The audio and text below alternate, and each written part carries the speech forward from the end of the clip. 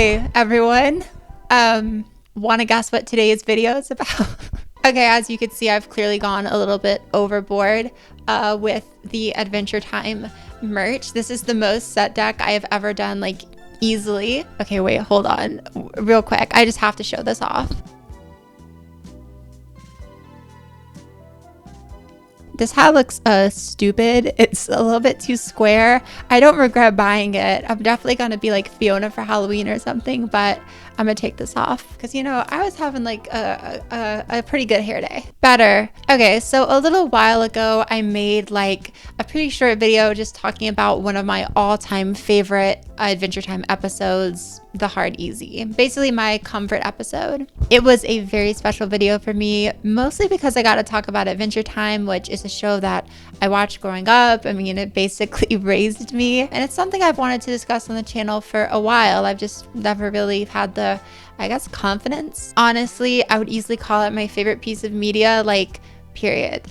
And I'm not just like saying that for the video or, you know, for cloud or whatever. Talking about my Adventure Time comfort episode was awesome. It was almost like the script was kind of pre-written just because of how much I've thought about this show over the years. All that to say, I'm a massive fan. Talking about the show gives me so much joy, and therefore I wanted to create a much bigger video about the series, something like this. So I guess elephant in the room, kind of. First off, this video was 100% inspired by RT60's series ranking of The Amazing World of Gumball from a few months back. I watched those videos and absolutely loved them. I was blown away by the editing, by how fun they were, by his commentary. Like, 5-star YouTuber. Seriously, go check him out if you haven't already. Now, he said he was inspired by LS Mark's rankings of like every Simpson episode, so I definitely don't feel like I'm ripping him off or anything here, but I do feel as though it's necessary to pay my respects up top, because while this is something I've floated the idea of doing for a while, seeing his videos on Gumball helped inspire me to actually get this project off the ground. I think he's actually working on an Adventure Time ranking right now, not entirely sure, but I feel like our styles are very different, and my ranking is going to be so dramatically altered from what his might be in the future. And I guess, kind of speaking of that, I really want the ranking here to take more of a backseat to the actual analysis we're going to be doing. I do want to rank all the episodes. That's going to be like the main framing device of this video, but I'm really a little bit more concerned with the general analysis here and like what's going on a deeper level, because this is a show that means a lot to me. It meant a lot to me when I was little, and I feel like it deserves just a lot more than a simple ranking or anything like that. Look, the channel is called Making Media Matter. I would be doing a massive disservice to this show and to you, my viewers, if I didn't at least dive into the deeper meaning a little bit. There are definitely going to be episodes I kind of gloss over because they just kind of don't matter that much in the big picture, but there are definite highlight episodes I want to take some time to really get into and explore in a way that more elevates the material than just generally summarizes it. And what's really exciting to me is that as this series goes, we're going to encounter more and more episodes that kind of demand a more critical eye. Adventure Time is definitely a show that grew up with its audience, which means that as we go, we are going to begin to encounter more and more episodes that are complex and have lots of deeper messages under the surface, which we can, you know, dive into fully. And trust me, I am going to talk a lot about this cartoon. Like, if you can see the runtime down here, I don't know, I haven't finished editing yet. I just know it's going to be like 4 or 5 hours. So, you know, enjoy that. Yeah, it was more like 3 to 4, but good try. Hi guys. Sorry to pause the video real quick, but this took a really long time to make. I recorded basically all the footage for this back in July, long before I started any of the editing, which has taken me like 6 months. What can I say? I'm in school, I have a job that helps me pay for school, I have a social life, and I made a bunch of videos in between July and now. So progress on this series has been just a little bit slow. Hopefully that won't be the case for the next video in this series. Definitely support this one if you want to see the next one sooner rather than later. But I'm basically just here half a year later to say what's up, and also that I'll be popping up throughout the video with little text explanations for stuff that might seem like a mistake but actually is just in the video because I thought this was going to come out in like September. It sucks that this video took so long because I'm a perfectionist, but what can I say? Content creation is hard and it takes time. Okay, enjoy the video. Like I said, I'll be back throughout with little text explanations, and I will be truly back like in this, video format at the end to kind of close everything out. See you then. But I have already talked enough in a video that is sure to be my longest ever. So without further ado, let's rank Adventure Time.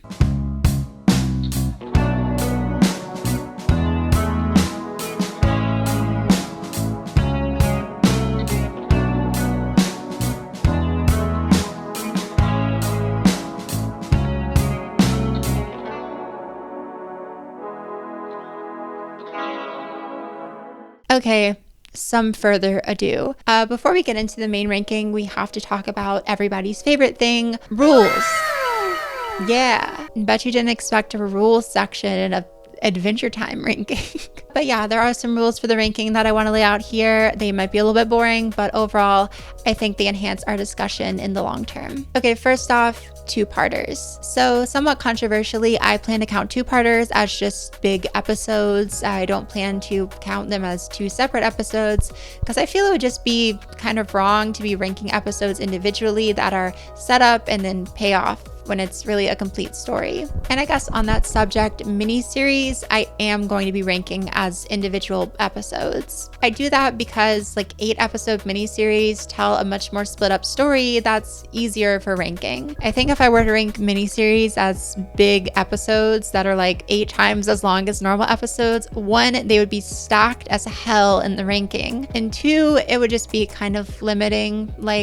If I ever want to cover Over the Garden Wall, would I just rank it as one big episode because it's a mini series? No, I wouldn't. That's kind of silly. Also, what you guys are here for, the list. The ultimate list of every season ranked isn't going to be released until after we cover every single season. So this video will not provide you with the final ranking of the entire series since we're only covering seasons 1 through 3. However, I do plan to, as we go, rank each individual season amidst itself, and at the end of this video, I plan to give you a ranking of the first 3 seasons, or essentially what we've covered so far. In the next video, I plan to do seasons 4 through 6, and at the end of that one, I'll give you a ranking of the entire series up to that point between seasons 1 and 6, and then in the final video where we do seasons 7 through 10, we'll be able to give a final ranking of every episode. I hope it makes sense. It makes sense to me, but if you're a little bit confused about it, I would say keep watching. It will become pretty self-evident as we go. Just know that we are doing a ranking of the whole show. It just won't be in this video because our entire series ranking is going to be split up over, I think, about 3 videos. Finally, this ranking is just going to be episodes from the mainline series, so no Distant Lands and no Fionna and Cake if that comes out, while we're ranking, which I think it is projected to. If these videos do well, I do plan to do an individual Distant Lands ranking and probably a Fionna and Cake ranking at some point after the series comes out, but for now, we're not doing those shows. I'm not really sure about the Minecraft special. I'm still kind of floating that as an idea for the ranking. I guess when we get there, if it seems right, I'll throw it in the ranking. I can't imagine it's gonna get super high though. Sorry, all you Diamonds and Lemons fans out there. I know it's a big favorite of the community. This is my biggest video ever, so I really hope it can get some love, and I know you guys are going to enjoy it. So I guess now we can actually get into the video. Without further ado, again, I present to you my Adventure Time ranking.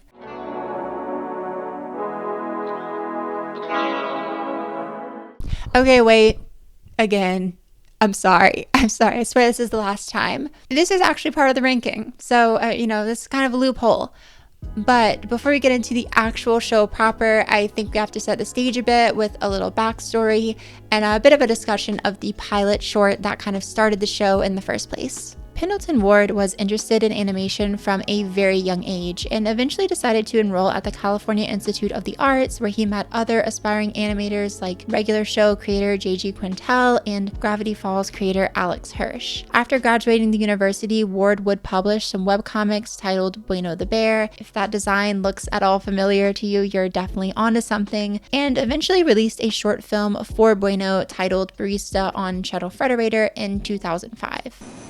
I want some coffee. The next year, Ward would create another Frederator short, this one starring a young boy named Pin and his best friend Jake. And this short, titled Adventure Time, provided a rough outline of the series to come. It's just 7 minutes long and pretty rough, but already we have the central designs of main characters like Finn, Jake, Lady Rainicorn, the Ice King, and Princess Bubblegum. While some of the particulars would eventually be changed, like Jake and Lady being in a relationship instead of Lady just being Bubblegum's Rainicorn, Jake becoming Finn's brother instead of just his friend, and of course, Pin's name being changed to Finn, it's really amazing how fully formed the show was right out of the gate. What's most impressive to me is how much of the show's humor is already present here. Adventure Time has such a signature comedic voice that it's surprising how Ward already found that in 2006, almost half a decade before the show would premiere. The short is nothing too special per Adventure Time standards and basically just follows Pin and Jake as they sit under a tree and then are pulled into adventure after Lady Rainicorn flies past crying. They follow her to the Ice Kingdom where Ice King has kidnapped Princess Bubblegum. A fight ensues, Jake and Lady start the beginning of a beautiful relationship, and we get what is by far the funniest part of the episode when Finn is knocked in the head and sent, quote, back in time and to Mars to get a motivational message from Abraham Lincoln, surprisingly an element that would come back multiple times in the show. Finn predictably beats the Ice King, saves the princess, and we end on the promise of more adventures to come, and oh boy, would we get more adventures. But back in 2006, that wasn't a guarantee, and it was only in 2007 that the short even aired publicly on the Nicktoons network.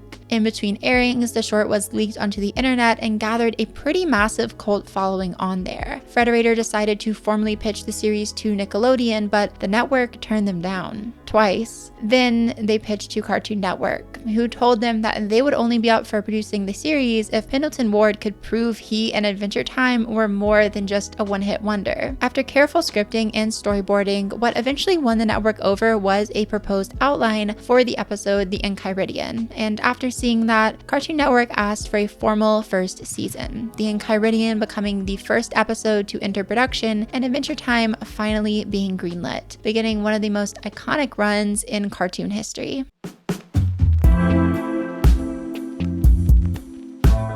However, Enchiridion wouldn't be the first episode to air publicly. That honor would go to Episode 1, Slumber Party Panic.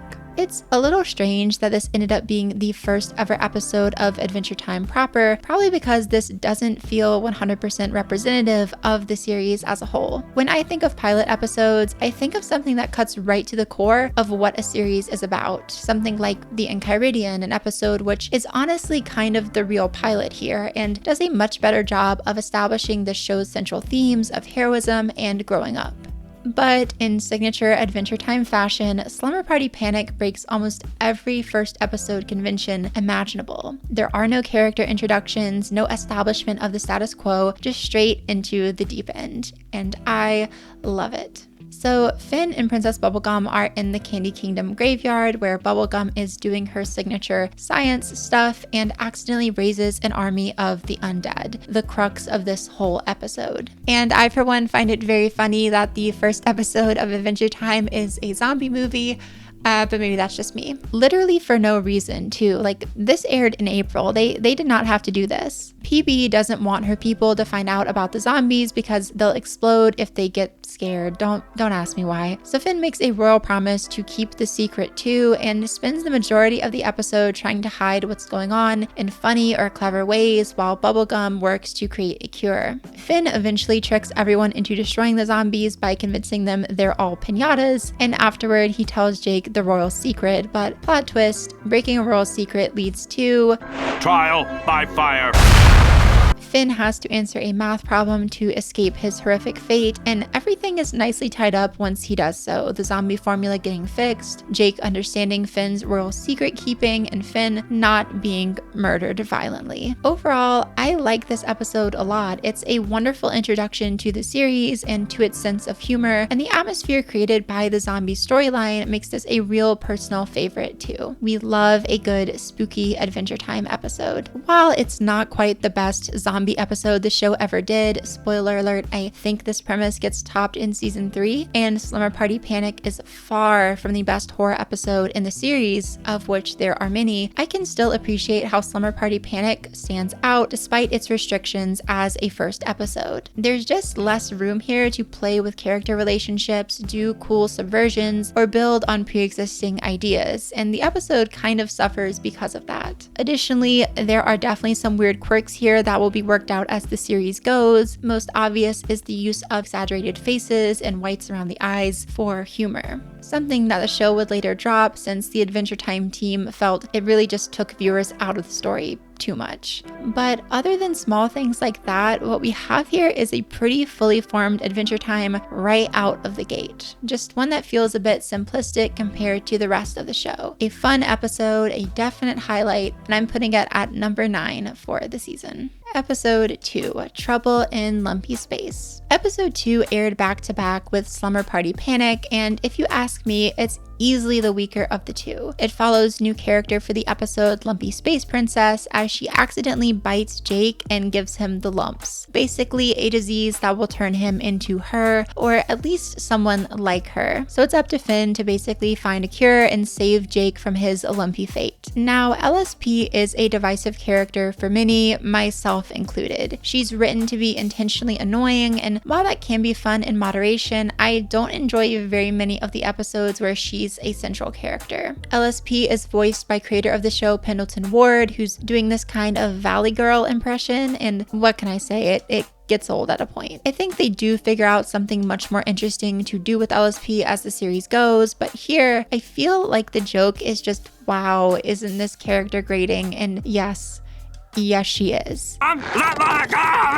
Finn eventually gets the antidote after lots of struggle with LSP, forces Jake to sit on it because it is an orb for some reason, and the pair end Trouble in Lumpy Space with a reconciliation between them and LSP, reminding me of why I do have an occasional soft spot for her. While I do really love the animation and design of Lumpy Space itself here, and I'll come right out and admit that there's not a single episode of this series I outright dislike, this is just a good episode and nothing more. And in a series as consistently great as Adventure Time, good episodes just kind of fall short of the average. I might hate on this one a bit, but ultimately it's harmless, creative, and oftentimes fun. So for that, it makes it up to the 21 spot for me. Episode 3, Prisoners of Love. If you at all like the initial Adventure Time short that I showed at the start of this video, then you'll probably really enjoy the 3rd episode of the series, because it is basically just a loose reimagining of that short. We open on the familiar sight of Finn and Jake gliding through the Ice Kingdom. They even encounter a few creatures from that original short, but then things change when Ice King shows up, now voiced by the ever amazing Tom Kenny, voice of SpongeBob and so many other characters. Instead of having kidnapped Princess Bubblegum like in the short, Ice King has now kidnapped basically every other princess and also Finn and Jake, who he takes as prisoners for trespassing on his land. And the rest of Prisoners of Love is really just a bottle episode with everyone trapped in Ice King's castle, which is basically just a depressing bachelor pad, and trying to find ways to get out. I will say, even at the start of the series, in his very first episode, Ice King is pretty great. While he'll eventually come to be one of the most fleshed out and tragic characters in the entire show, here he's still just a joy to watch, if only for his weird mixture of the pathetic and the evil. There are good moments with him throughout the episode, but the real highlight is when the Ice King gets knocked out by Finn. The dream sequence afterwards feels like a callback to the funniest part of the pilot short where Finn encountered Abraham Lincoln, and I'll always find this line,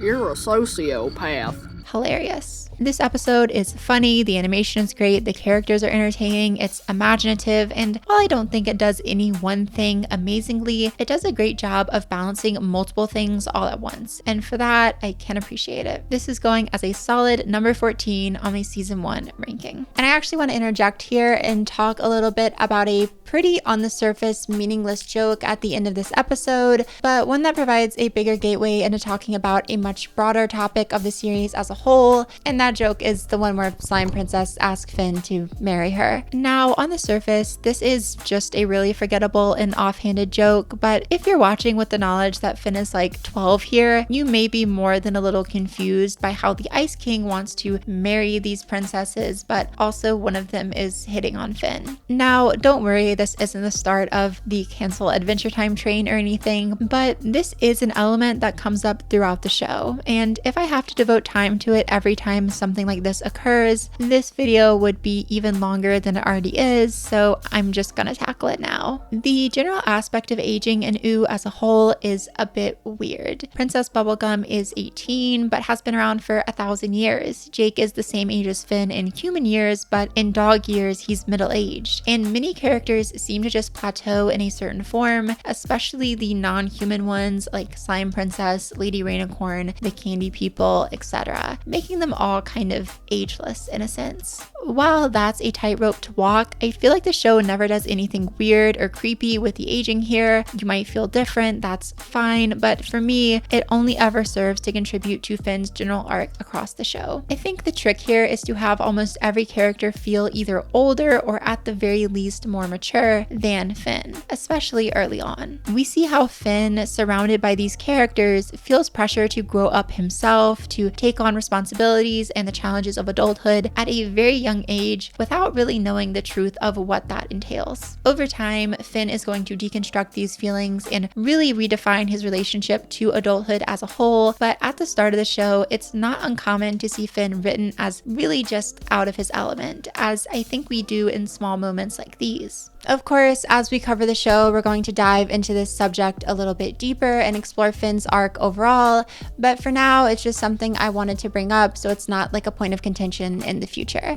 And speaking of being old, Episode 4, Tree Trunks. Now, at the start of Slumber Party Panic, we get the appearance of a very small character for what is seemingly just a one-off joke. And that character is Tree Trunks, an adorable little elephant old lady who I really hope you like because she is here for the rest of the show. While she's a character like LSP who evolves with time and eventually gets more to do, here she's just a sweet old lady and that's about it. In her self-titled episode, Tree Trunks goes with Finn and Jake on a magical adventure to retrieve the legendary Crystal Gem Apple, from which she really wants to take a bite. Now, I think Tree Trunks is a great character, very funny and adorable all around, but here she's not really given the proper space to shine in any meaningful capacity. She's basically relegated to a nuisance for Finn across the episode, one who keeps getting herself into danger and messing up the adventure as a whole by just being too sweet and kind. I honestly just hate this type of writing for Tree Trunks, someone who is often such a charming and funny character. And I feel like there was a much better episode in here, maybe one where Finn keeps trying to stop Tree Trunks from being nice to all the monsters, but ultimately comes to realize that her niceness was actually getting them through the challenges. It could be a cool lesson about not judging people by their covers, not being ageist, and learning that violence and aggression isn't always the answer. But instead, we get a pretty basic episode where Tree Trunks keeps having to be saved and ultimately does help get everyone to the Crystal Apple, but not really in a way that reframes her previous actions. It also doesn't help too much that the environments and monsters here outside of this flesh wall are pretty underwhelming and bland. Beside a few fun jokes and this crazy ass ending. How's it taste, Tree Trunks? Yeah, how is it? Tree Trunks, the episode doesn't do a whole lot to set itself apart from the crowd. One of the lesser outings from this season for sure, and it's number 23 on my ranking. Episode 5, the Enchiridion. And so now we arrive at the first ever episode of Adventure Time to actually enter production, the one I called the series' true pilot. And this episode is, as you might expect, wonderful. A perfect snapshot of the early series in full swing. It basically just follows Finn and Jake on a quest to retrieve a mythical hero book called the Enchiridion, which I'm sure will never come back into the series ever. But despite that simple premise, the episode still does a lot of fun things. We have evil gnomes that blow up old ladies, an obnoxious giant that eats Jake, and a test of Finn's moral compass when he's challenged to kill a neutral ant by some evil wizard. Besides cool obstacles and quest here, we also have some pretty funny jokes sprinkled throughout, especially Finn just straight up assaulting the door doorkeeper of the forest where the Enchiridion is held. To me, this feels like basically just a dungeon episode, something the series would become kind of famous for later on, and while I think this is one of the weaker dungeon episodes when compared to those, that's only because it doesn't do anything too unique. In the vacuum of season 1 though, this is a clear highlight and one that provides a real blueprint for the series to work off going forward. I don't have much to say about it, but it's a solid number 16 in my eyes. Episode 6, The Jiggler. Now I've actually seen a fair amount of people trash this episode, saying it brings nothing all too special to the table, but I honestly disagree. While it's not one of my personal favorites, The Jiggler is funny, cute, and I think an important episode for the series as a whole, one that makes a welcome addition to season 1. The episode basically follows the titular Jiggler, who wanders away from his mother after hearing Finn and Jake on their way back from rescuing Stanley the watermelon and his family. And I mean, talk about missed opportunity. I'm very upset that Stanley was never seen again. I guess unless this was him that I saw in my walk to class the other day. Yeah, rest in peace, Stanley. But the Jiggler does a little dance to Finn's song, and the pair, not knowing about his mother, decide to take him home and party with him. Ayo. So the group have a whole little party night, and honestly, this is exactly why I feel the episode is such an important add to this season. Because this is one of the few episodes here that really takes place in Finn and Jake's treehouse, a wonderful location that feels so incredibly lived in. If I could travel to any cartoon location, it would definitely be here, and I always love an episode that really explores the treehouse as a setting since it's so much fun to be in. By the end of the series, I feel like you come to know every last inch of this place, and this is really where that begins. The Jiggler dances himself into exhaustion, and eventually Finn and Jake realize they accidentally stole him from his mother, so the last act here is all about getting the Jiggler back into his mother's weird soup nest and about Finn and Jake learning a valuable moral lesson. I'll never kidnap again. Honestly, I get this not being your favorite episode. It's not mine. But in my opinion, it's pretty good. Nothing mind-blowing, but a fun addition to the show and one that I definitely grew up watching a lot. Cartoon Network really liked to run this one back. For me, it's number 20 of the season. Episode 7, Ricardio The Heart Guy. Okay, now we're heating up. While the first few episodes of the show are pretty great, this is another of my absolute favorites, basically one of the most iconic episodes of the series, full stop. Having established pretty much all the central characters and dynamics in its first 6 episodes, Adventure Time is now free to play with those characters and relationships in a fun way, and Ricardio the Heart Guy is an early highlight of exactly that. The episode starts with classic Adventure Time stuff, the Ice King trying to kidnap Princess Bubblegum, Jake and Finn stopping him, the expected. But it's when Finn and Jake get to a party later that night that the episode becomes something a bit more. The duo find all the partygoers in a corner, gathered around a mysterious stranger named Ricardio, voiced beautifully by the always wonderful George Takei, who's probably best known for Star Trek and has one of the most recognizable voices, period. Here, he's playing this seductive and charismatic archetype and doing it flawlessly. You instantly understand why everyone is so interested in him here, and you absolutely buy into his weird energy. What becomes obvious, however, is that Ricardio has fallen head over heels for Princess Bubblegum, and as the episode goes, it seems as though he's successfully charming her. Finn, feeling jealous, tries to find dirt on Ricardio, but can't really figure out anything wrong with him. Even Jake isn't really on Finn's side. What if he's not a villain? What if he just looks wicked? Eventually, Finn and Jake see Ricardio basically murder the Ice King in an alley and decide to confront him. But Finn loses his temper, PB appears at the worst possible moment to scorn him, and finally, Finn starts to feel like he might have been truly in the wrong here. But it's at that exact moment the Ice King returns and reveals Ricardio is actually his own heart, set free in a freak accident while the Ice King tried to create a love potion. Ricardio now plans to cut out PB's heart and make it his bride. I'll also shout out this needlessly beautiful shot of Ice King stumbling into the Candy Kingdom during his flashback. Like, that is god tier animation, and for absolutely no reason. So Finn and Jake rush to save Princess Bubblegum, are too late to stop this nightmare fuel close-up, but not too late to save the princess, who Finn rescues by beating Ricardio to near death with just a punch. I love how, for all his scheming and evil, Ricardio is ultimately extremely physically weak, making the whole challenge of the episode really one that Finn can't just punch his way through,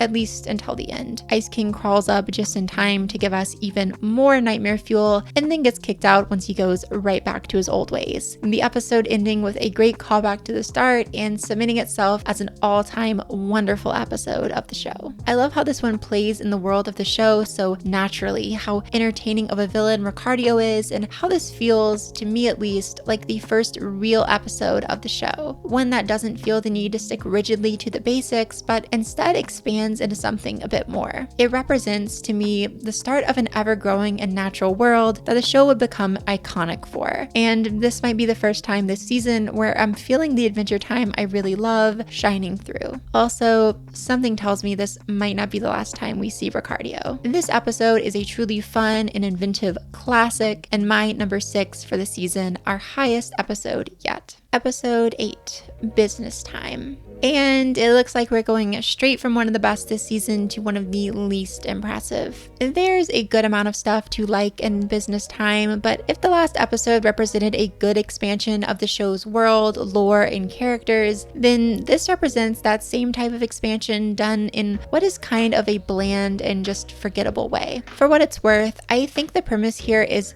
very cool. Jake and Finn thawing out icebergs to see what's hidden inside. It sets up a real level of mystery right out the gate and implies a much larger story going on in Ooh, one hinted at with the opening credits and the general appearance of ruins all around. It's just disappointing that the main focus of what Finn and Jake find here are some pretty cookie-cutter businessmen. As you might assume, Finn and Jake decide to hire them, and while everything initially seems perfect with the businessmen helping our main duo focus on adventuring, getting rest, and having fun, with time, this setup gets twisted and the businessmen end up taking an unethical approach to heroing. After Finn fires the businessmen for being, well, not good at saving people, they go a little bit crazy. And there's a fun enough final fight involving a big mech, but that wraps up fairly quickly and the businessmen just get put back in their iceberg to never be seen again. The humor here is pretty much exactly what you would expect from the premise, and while the businessmen could have been handled in a variety of interesting ways, they're just kind of plain. These aren't 80s shoulder pad stock bros, they aren't vest wearing tech bros, they're just businessmen, and that's about it. I think the worst thing an Adventure Time episode can be is just forgettable, and for me, this episode is exactly that. I'm putting it at number 24 for the season. Sorry to all my Business Time fans out there. Episode 9, my 2 favorite people. Even though we are so early into the show, I still think we've already established some distinct character bubbles and friend groups across Ooh. For example, PB is friends with Finn and Jake, and Me-Mow lives with Finn and Jake, but you wouldn't really expect the two to ever cross paths or overlap into each other's episodes, especially this early in the show. And so much of the fun in Adventure Time's mid to later seasons is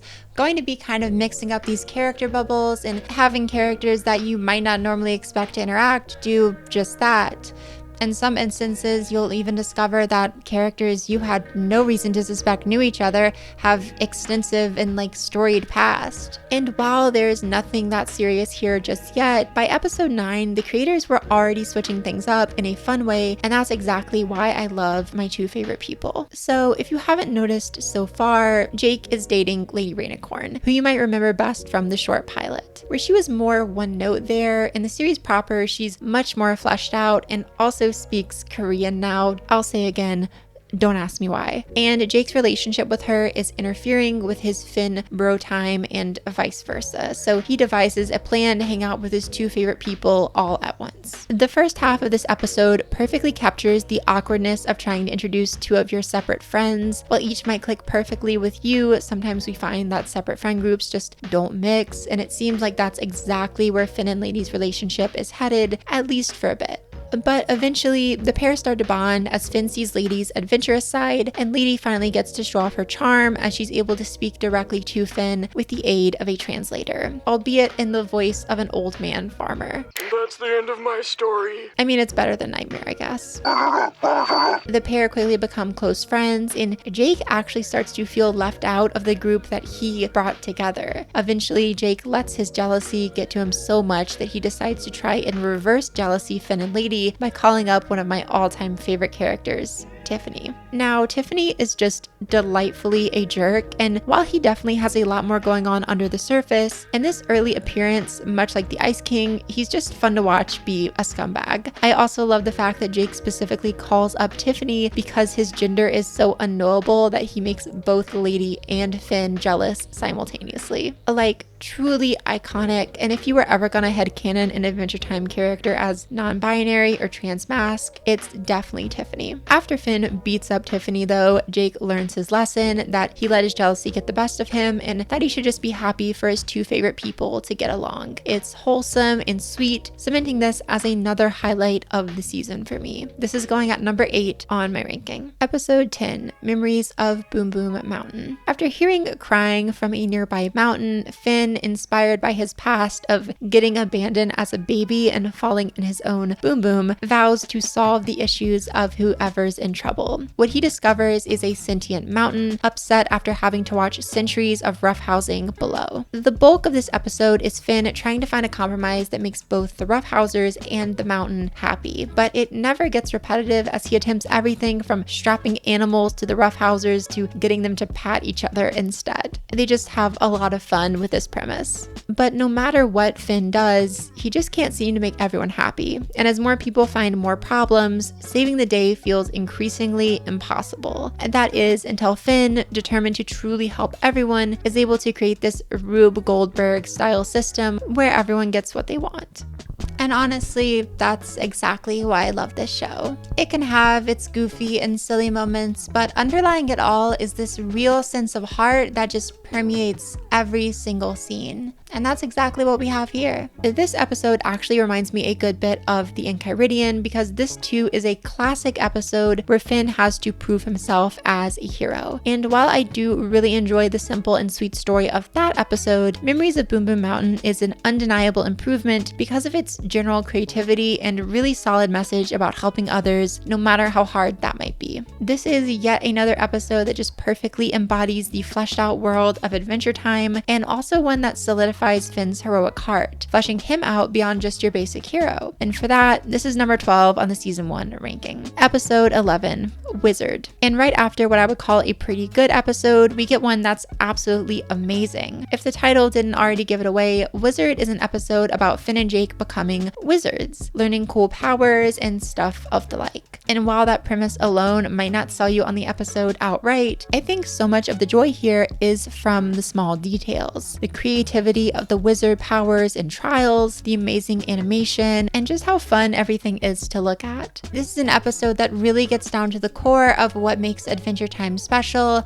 and with a very simple story executed in a really cool way, honestly kind of makes a case for the early series as a whole. When Finn and Jake are tempted with free wizard powers by a mysterious skeletal figure, they eagerly accept and quickly get sucked into a world of magical trials and special powers. But once Finn accepts a bit too eagerly the challenge for his final star, he finds himself bound to a life of using his powers to hold off an impending asteroid. Refusing to settle for this fate, Finn breaks free and makes a last-ditch effort to just move the entire wizard village out of the way, and with the help of some fellow wizards, he's able to do just that and save the day, before turning right around into another adventure, of course. This isn't exactly the most emotional or meaningful episode of the season, but it might just be the best animated and most dynamic. It takes what might have normally been a simple premise in another show and expands it into something endlessly creative and compelling in a way that only Adventure Time could do. Honestly, I feel like it's somewhat of a mirror to Business Time, since this episode actually takes a bare bones premise and does something cool with it. This is also kind of our proper introduction to magic in the show, and the world of spells and sorcery that this episode hints towards will eventually come to be a major component of the series as a whole, leading Wizard to feel all the more special in hindsight. Wizard is honestly gonna go pretty high for me, all the way up to number 5 on this season ranking, making it for now my highest ranked episode for this season. Episode 12,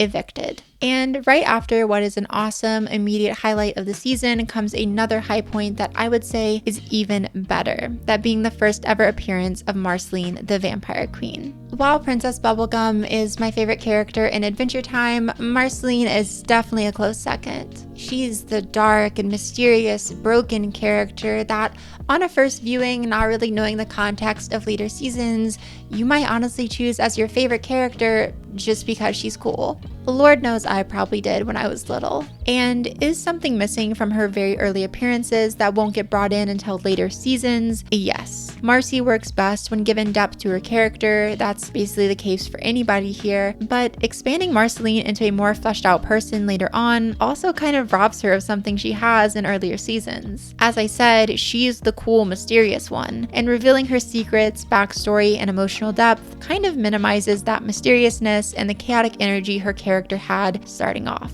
So in that way, Marcy kind of works just as well here as she does at the end of the show, just for very different reasons. And that's exactly what Evicted gives us. An early example of Marceline kind of towing that line between almost villain and possible friend. The choice here to immediately begin the episode in atmospheric rain and gloom while Jake tells Finn a vampire horror story so perfectly provides a space for Marceline to be genuinely threatening when she shows up. However, the episode only really gets going when Marceline actually arrives. Now, just to speak on her a bit more, I do really like how the show plays with our expectations of who Marceline is and if she's really a full-on villain. Yes, she's a vampire, but she doesn't drink blood, only shades of red. Yes, she's a bit creepy, but her stories about time spent traveling and seeing the wonders therein make her out to be an adventurer just like our heroes. It's a good bit of misdirection, but that all kind of falls away when Marcy reveals her real reason for being there to kick Finn and Jake out because they are living in a tree she claims was originally hers. Hence the M carved into one of the tree limbs. So Finn and Jake are homeless and embark on a quest to find a new house, allowing Marceline to leave the picture for a bit while a new plot unfolds. And normally in an episode where a cool new character is introduced and I'm loving the setup, this would be a definite issue. In season 1, there are a few episodes that establish someone cool or set up an interesting setting and then drop it like a third of the way in. But here, I can easily overlook it because we get one of my absolute favorite Adventure Time elements in Marcy's place, a great song. The house hunting montage is accompanied by a very catchy track sung by series creator Pendleton Ward and showcases more of the imaginative world that Adventure Time presents. Like the frog wizard tiger living in a giant seashell could never be in any other show. And our song here even features some fun commentary by Marceline, highlighting early on her ability to sing, something that will become very important and common to see as the series goes. But the house hunting quest leads our boys to a lonely ice glacier where Jake explains to Finn in a much less catchy and fun song how home is where your loved ones are. Home is anywhere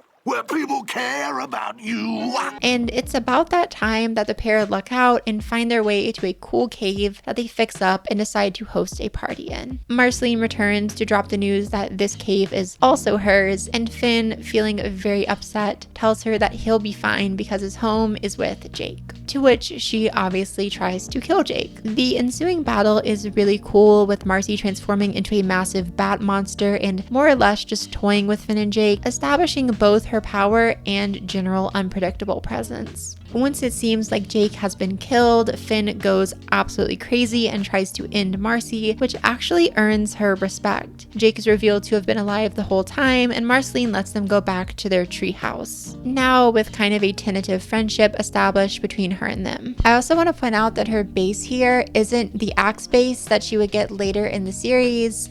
Just a cool detail that I thought I would mention because I noticed it. But back at the treehouse, we get what is maybe my favorite ending of the whole season, with worms having overrun everything and a massive king worm taking over Finn and Jake's minds. A setup that wouldn't get paid off until like 2 years later, but one I still find very funny on its own. If it isn't obvious, I adore Evicted. It introduces one of my favorite characters, is super well paced and structured, has a great song, really all the hallmarks of a wonderful Adventure Time episode in one concentrated place. While I hate to give away the number #1 spot not even halfway through the season, Evicted is my personal pick for best episode in season 1. Episode 13, City of Thieves. Keeping the trend of back-to-back great episodes, this is another favorite of mine from the early show, similar to Wizard in how it makes itself memorable with the use of rapid-fire creative ideas and wonderful animation. However, what sets this apart from Wizard for me is the setup, because a city full of entirely thieves is a much more interesting idea than just getting wizard powers, and I can happily say the show absolutely delivers on that interesting premise to wonderful effect. Finn and Jake are traversing the woods when suddenly a tree witch jumps out and warns them to beware the city of thieves. This entire city housed within what seems to be the remains of a giant dead turtle. She warns that anyone who enters will become corrupted, and so Finn and Jake write her off completely, sure that someone as pure as Finn could never fall victim to such corruption. To prove it, Finn goes to help a crying girl named Penny, who's gotten her flower basket stolen and needs help to retrieve it from the city of thieves. But entering the city proves retrieving it is much easier said than done, as literally everyone here steals from one another. Like, everyone. Finn is about ready to give up when Penny chimes in and says that she's heard the story of a thief king who resides at the city center and eventually gets everything that's stolen from little girls. Oddly specific, but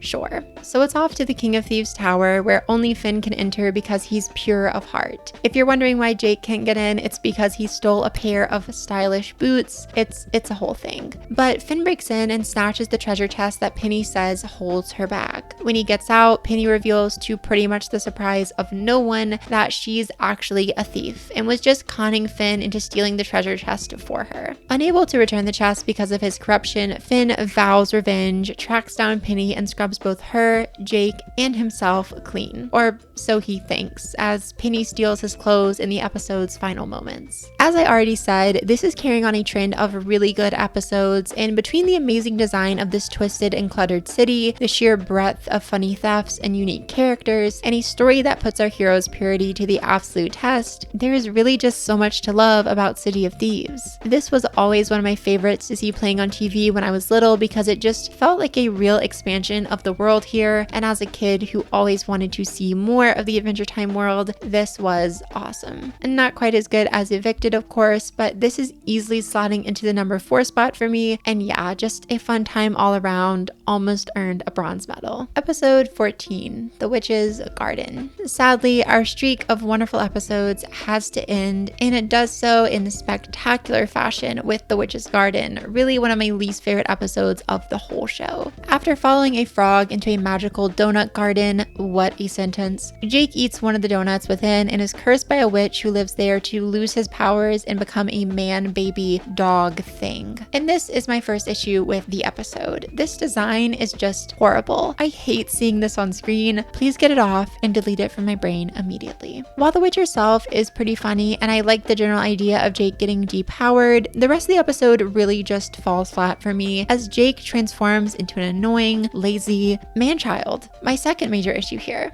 Jake basically shows no interest in getting his powers back and tells this weird story about how he got his stretching abilities from rolling into a magical mud puddle, leading to this quest for the right puddle that really just feels aimless, because you just know he's lying and cannot be bothered to even go on this quest. It eventually takes us to a trash river where Finn gets abducted by an evil mermaid, causing Jake to rush back to the witch, finally apologize, and get his powers back, having basically not learned anything about humility or pride at all. He saves Finn and ends what is just not the best episode. I dislike what's done with Jake's character here, both design-wise and action-wise. It's bad enough to really spoil the episode for me, and while, like I said, I do enjoy elements here and there, listing them off would all ultimately be masking the truth that this episode is my bottom pick for season 1, number 26. And with that, let's just move on. I don't really see the need to cover this one for too long. And I have to get away from Man Baby Jake. He literally haunts my nightmares. Episode 15, What is Life? It's the Nepter episode. What more must I even say? Yeah, if you're unfamiliar, this episode marks the first appearance of Nepter, a little microwave robot child who is like a knockoff Me-Mow, which is weird because after this episode, I think he actually has more screen time and development than Me-Mow across the whole series so far. But yeah, I love Neptr. He's precious and also is voiced by Andy Milonakis, who in my favorite piece of trivia ever has a song with Chief Keef, but that's really beside the point. Getting into the episode, Jake, in an iconic prank move, just throws a garbage bag of butter at Finn, a prank Finn thinks is so good that he vows revenge on Jake, specifically a revenge of throwing never-ending pies on his brother. To do so, he creates Neptr, the Never-ending pie-throwing robot. who is kind of born into a state of disrepair, needing a power-up, so it's off to the Ice Kingdom to get more Neptr juice, and of course, once there, Finn and Neptr are caught and fight the Ice King. A stray bolt of ice lightning gives Neptr the energy to finally start throwing pies, but it seems the Ice King transferred a bit of himself into Neptr through the process. Ice King surprises Finn at the treehouse and tries to tempt Neptr with a life of capturing princesses. Neptr eventually finds the power to reject it, but we still get this weirdly heartbreaking end scene where Ice King dreams of an alternate reality where Neptr is his son and he achieves real happiness. Tragic stuff, man, but overall a cool little episode that, while it doesn't do anything super special, is still made memorable through the addition of Neptr. I really just like saying Neptr, if you haven't already noticed, and this is going to be number 19 for me. Episode 16, Ocean of Fear. One constant for this entire series is going to be Finn's fear of the ocean. It's a consistent thing across seasons, and that gets established right here as Finn discovers and confronts head-on that fear. After seeing the ocean for the first time, the Fear Feaster, voiced by Mark Hamill, who you might know as either Luke from Star Wars, the Joker, maybe as Skips, is summoned. An entity that, while he can't really hurt Finn, just bothers our hero and preys on his insecurities, making Finn feel like he has to overcome his fear immediately. But any attempt to do so just results in more issues, and some very terrifying close-up shots of Finn, ones that have now become kind of iconic for how just ugly they are. Jake becomes a kind of coach for Finn here, trying to help him overcome his fear, and literally just transports Finn's bed into the middle of the ocean while he's sleeping. This is like a Nightmare Mr. Beast video. Finn freaks out, but still goes along with the next step of the plan, a submarine dive into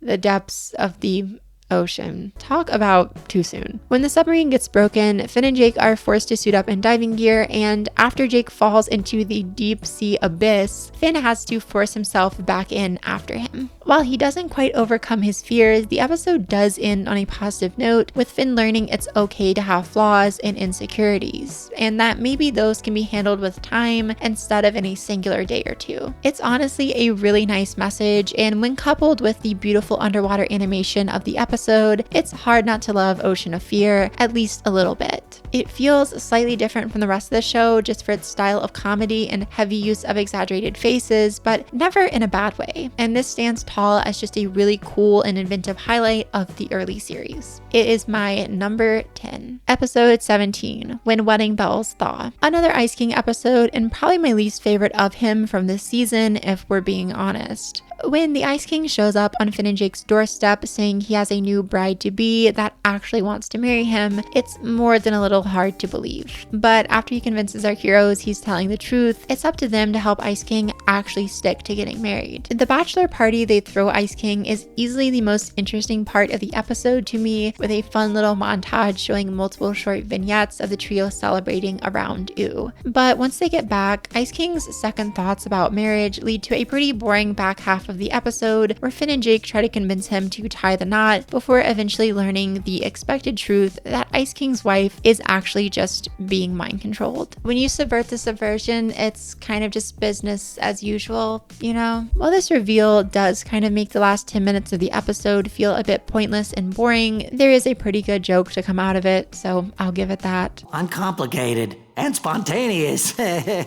episode ends with Ice King accidentally marrying Jake, which I guess is fairly funny. And while this one has its occasional moments, it's really not enough to bring home what is ultimately one of the more forgettable episodes this season. For me, this is going at the number 22 spot. Episode 18, Dungeon. And just like that, we are so back with another amazing episode from season 1. When Princess Bubblegum tasked Finn and Jake to watch a dungeon, Finn, feeling the need to prove himself as capable without without Jake, rushes in and gets caught up in a web of difficult trials that seem specifically designed to be hard for him. A favorite is obviously the evil cat that stalks Finn here and has almost approximate knowledge of everything, leading to some very funny almost predictions. Greetings, Frank the human boy. But outside of him, the other dungeon monsters are also cool, specifically Finn's guardian angel and the bucket knight. Eventually, Finn finds Jake in the dungeon and the pair realize they've each been experiencing challenges that the other one could have breezed right through, leading them to work together and learn the episode's main lesson, that they're better together than apart. Combining their talents to beat the dungeon, they try to retrieve some magical rewards, but end up getting overwhelmed by some eye monsters.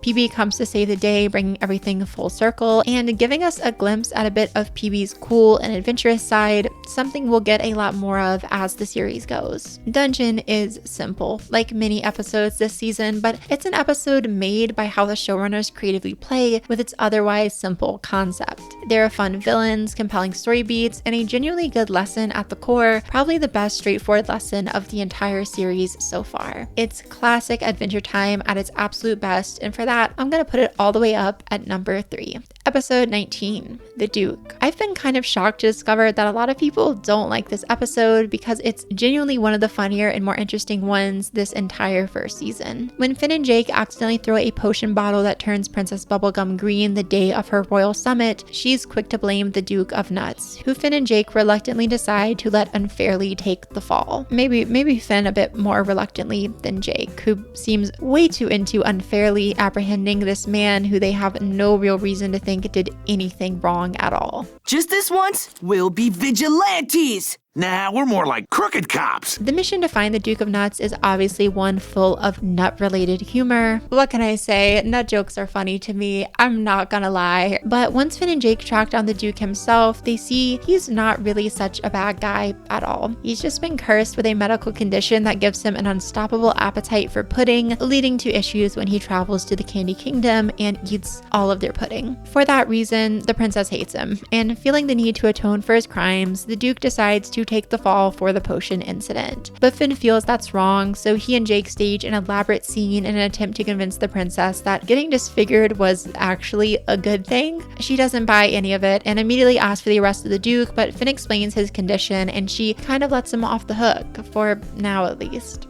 As payment for disfiguring Princess Bubblegum, Finn and Jake have to stand in for PB at her summit and get attacked by the Marquis of Nuts and a random squirrel that hates Jake because he won't reply to the squirrel on his newsletter or something. I don't exactly get it, but it's a very funny ending to a very funny episode, one that, through humor alone, has really become one of my favorites in this season. Maybe it's not top tier, but I feel satisfied giving this the 13 spot. Episode 20, Freak City. So remember when I talked about Evicted and said some episodes with great new characters or premises kind of just abandoned them toward the middle, causing the episodes to be worse? Well, that's exactly how I feel about Freak City. This is the first appearance of Magic Man, one of, if not my absolute favorite villains in the whole show. He brings a chaotic and unhinged energy to every scene that's impossible to compete with, and even this early on, he's delightful to watch. When Finn and Jake stumble across him in the woods, Magic Man transforms Finn into a giant foot. Of course, after scarring literally every child ever, including me, by turning this bird inside out. What the hell, Magic Man? But from there, the episode just kind of drops Magic Man in favor of Foot Finn antics and eventually Finn finding other people transformed into body parts by Magic Man, who he has to motivate into Voltron forming a massive person and getting revenge. We do get a good song from it, but overall, I just kind of miss Magic Man when he's off screen, and later episodes with the character will prove it's possible to do an episode about him where he's much more of a presence. When he comes back,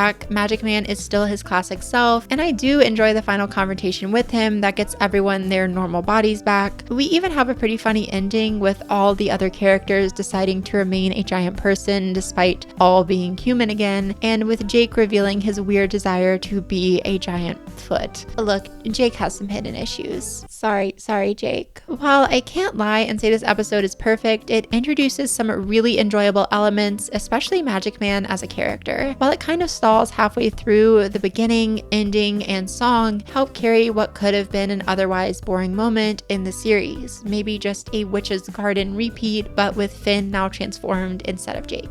For me, it just barely misses the top 10 at the number 11 spot, but that's nothing to scoff at. Episode 21, Donny. In the long line of obnoxious Adventure Time characters, one stands out above the rest, and his name is Donny. This plant man is just a massive jerk, and going into this episode, knowing it has a reputation as one of the more disliked in the series, and knowing that Donny is intended to be annoying, I expected another bottom tier episode. Even as a kid, I can remember disliking this episode and my dislike for it coming almost exclusively from Donny as a character. So, best believe I was surprised to learn I don't hate this episode at all. In fact, I really enjoy it on a rewatch. While Donny is annoying, the writers are fully aware of that, and the episode story where Finn and Jake try to reform him makes sure that he never overstays his welcome, since he basically turns into an upstanding citizen halfway through and only turns back into an obnoxious ogre at the end. Also, Donny's jerkiness is kind of extremely entertaining, partially thanks to voice actor Kevin Michael Richardson, who I cannot help but forever hear as Junior from the Cleveland Show, but he's also got a whole storied history of voice acting characters such as Demongo from Samurai Jack, Mr. Gus from Uncle Grandpa, Sheriff Blubbs from Gravity Falls. I mean, the list goes on. This episode also gives us Why Wolves, one of the funniest jokes in the entire season, so I can only dislike it so much. We're not werewolves. We're why wolves. Making Donny go back to his jerky ways at the end here to stop said why woes feels like a bit of a cheap ending, and it makes Finn and Jake into kind of jerks themselves, but there's only so much they could do with this character in 10 minutes, making it an understandable if disappointing finale. If you ask me, this is a bit of an underrated gem for the season and a solid number 18 on my ranking. Episode 22, Henchman. As you might come to notice, Marceline episodes almost always end up being a major highlight of whatever season they're in, and really of the show as a whole. So it should be no surprise that the second Marcy episode, just like Evicted, is an absolute high point for me. When Finn sees an old man suffering as Marceline's henchman, he offers to take his place and has to do Marcy's bidding, even if it seems to go against his heroic moral code. So much of this episode works because Marcy was still such an unknown at this point in the show. While she wasn't presented as fully evil or anything in her last episode, here you still question her motivations, and it's easy to assume she's going to lure Finn into doing something truly evil, especially when she intentionally misleads him, telling him she's going to feed and then just sucking the red out of a bow tie, or saying she's going to lead an evil army of skeletons into the Duke of Nuts castle, only to reveal she's simply playing for his son's birthday. And here we finally get the appearance of the axe base, probably the coolest thing from the entire show. But once Finn catches on to everything, Marceline reveals her old henchman was just a diving buddy and releases Finn from his henchmanship, leading to the beginning of what will become a beautiful friendship between the pair. I don't think this quite reaches the level of Evicted, if only because the story feels a bit predictable and there's no amazing song, but Marceline makes episodes better, and that's nowhere more apparent than here. I feel pretty comfortable slotting this way up high, just short of the top 5 at the number 7 spot. Episode 23, Rainy Day Daydream. When Finn and Jake are stuck inside because of a knife storm, again, don't ask, they decide to tap into their imaginations for entertainment. And when Jake's imagination becomes real, the resulting episode gets to be one of the most creative and fun in the entire first season. I love this episode to death, and while Adventure Time is a show you often see creating crazy monsters and characters on screen, there's something so special here about just having them all be invisible and left completely up to imagination. While we do start off with simple stuff like the floor is lava, Jake's mind slowly gets more and more imaginative as the story goes. There's trolls, snakes, and of course, the bazooka goblin. Don't do it, man! Okay. The main goal of our heroes here is to just make it to Jake's imagination machine, which will be able to turn off his imagination, and the journey to get there provides a great opportunity to explore the treehouse in depth and get even more familiar with this great location. There's also plenty of very funny jokes, most derived from Jake's ability or inability to imagine stuff. My one criticism here is that when Finn travels into his own imagination to restore Jake's after turning it off, his imagination land is completely barren, and pretty boring to look at. While that in itself is kind of funny and says something about Finn, it just sticks out in a bad way during an episode that's all about breaking the limits of imagination and coming up with cool ideas. But that's really just nitpicking what is otherwise a very awesome and enjoyable time. An episode that has stuck with me for years and years, and one I definitely tried to recreate many times on my own as a kid, especially during rainy days. This is one I never really get tired of, and for everything it does, this goes all the way up to my number 2 spot. Episode 24,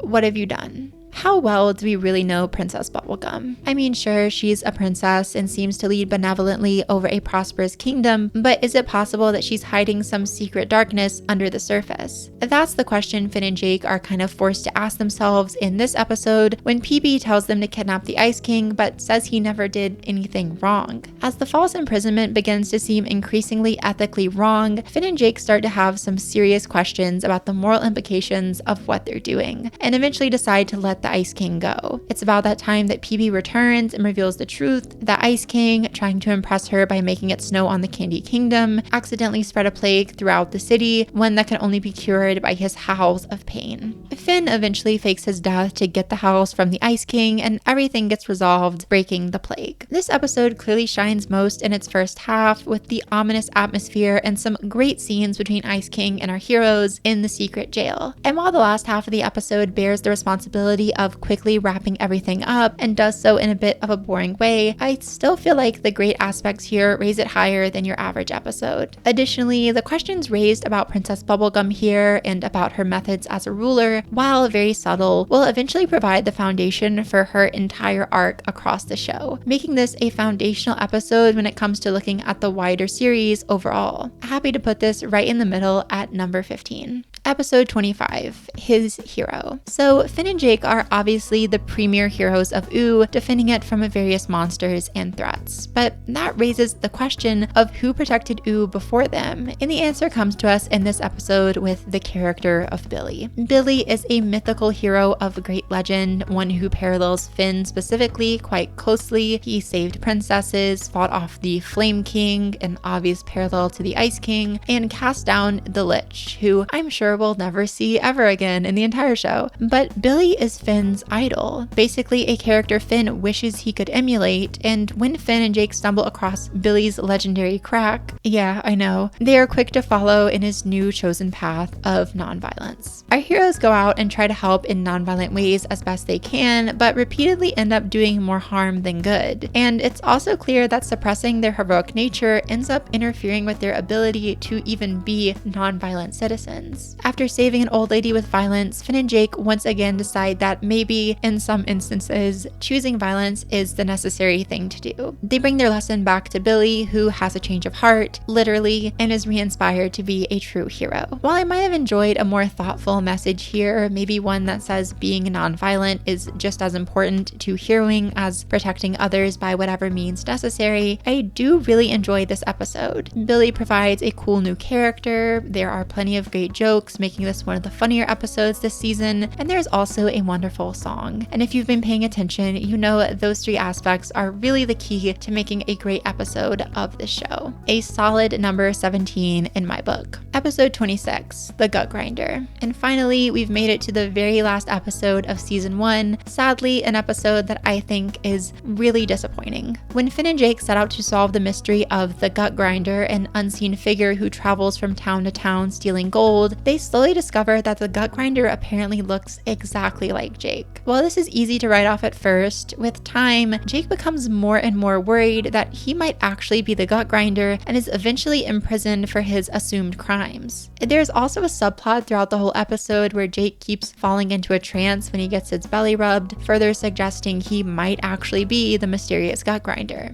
But when Jake is imprisoned, Finn is able to lure out the real Gut Grinder with gold, and Jake, having basically gaslit himself into thinking he is the gut grinder, fights his evil doppelganger, and eventually has to be subdued by Finn's horrible playing of his viola. The gut grinder is revealed to be the mayor's wife, and everything wraps up for a fine conclusion to the episode, but a really poor one to the season as a whole. Adventure Time season finales are usually something to look forward to, but here, everything feels pretty underwhelming, with what is honestly just a below average episode. The twist is kind of predictable, the format is pretty repetitive, and none of the villages Finn and Jake visit are all too interesting to make up for any of it. Maybe I'm just projecting because this episode let me down as a season finale, but for me, this is firmly all the way down at spot 25.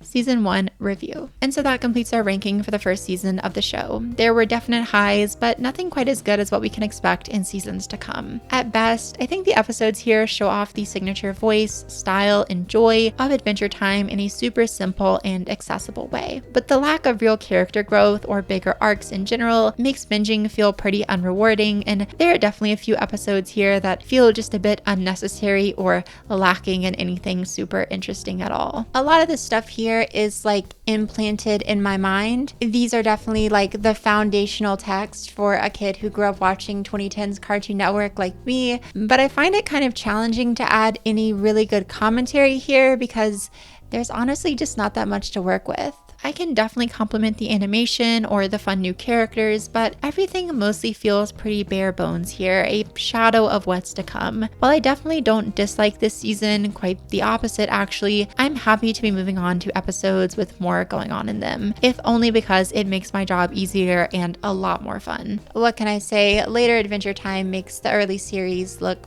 kind of worse by comparison. I'm going to give this season a solid 7 out of 10 overall, and now let's get into season 2.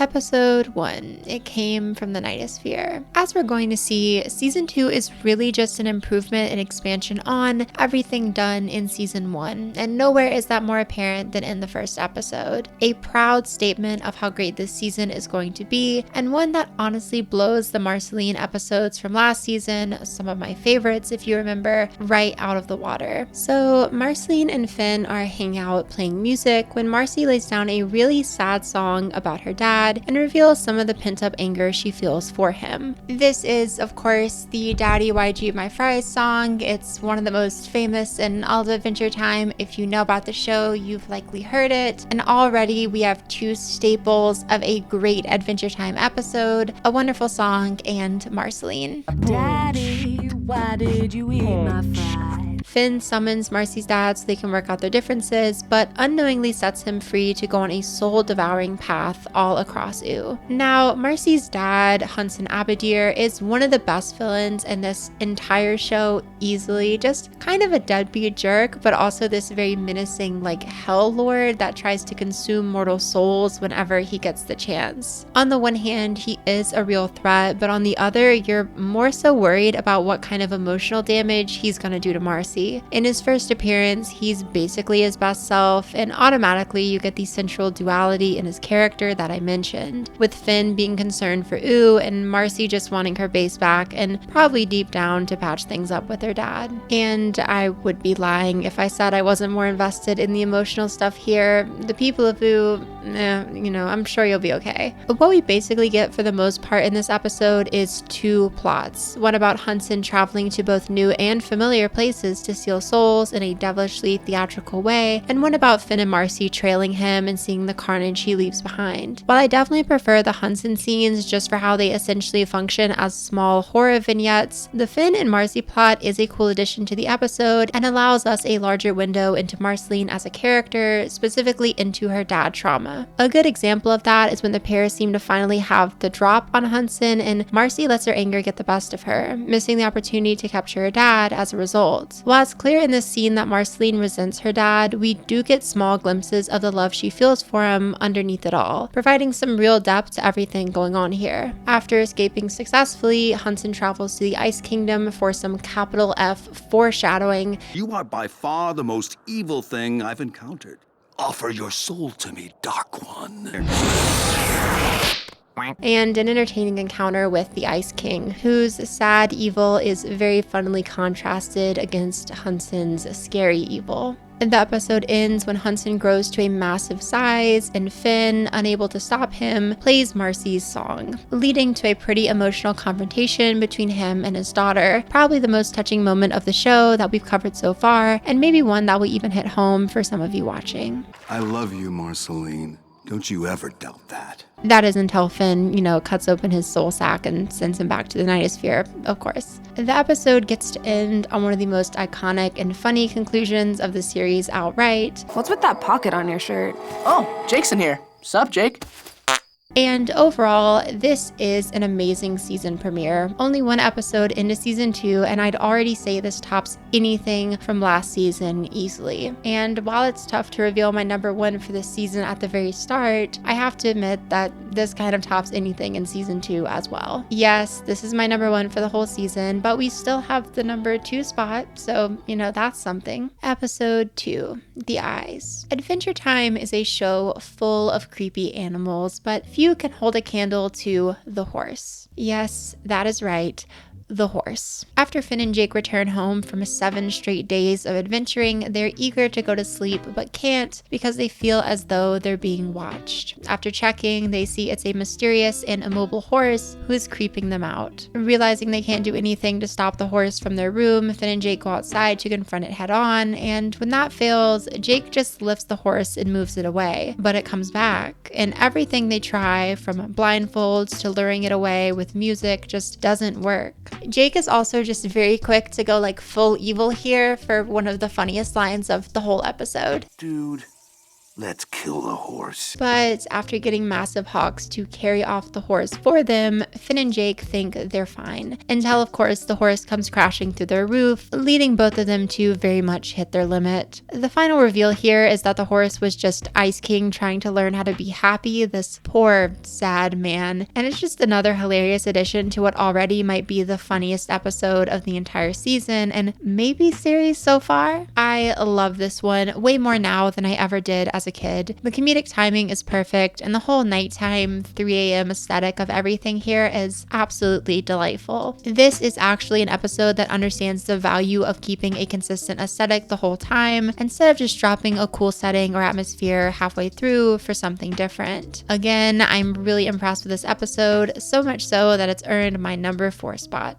Episode 3, Loyalty to the King. When the Ice King decides to shave off his massive beard, princesses start mistaking him for someone else, so he assumes the identity of the mysterious and not at all suspicious nice king, even enlisting Finn and Jake's help in dealing with his girl attention. Eventually though, after his deception falls through, Ice King is revealed for his true self, and the ladies he's lied to and bullied the whole episode finally get their revenge. So I talked last season about how Ice King is best and most unique when he's balancing between the pathetic and the evil, and while season 1 didn't provide too many opportunities to show that, I think we see all across season 2, and especially in this episode, a more just sad side of Ice King. I mean, this is now the 3rd episode in a row where Ice King has been this more pathetic type of character. And honestly, it opens him up to a lot more depth as we come to see him in a little bit of a more complicated light. Less pure evil and more just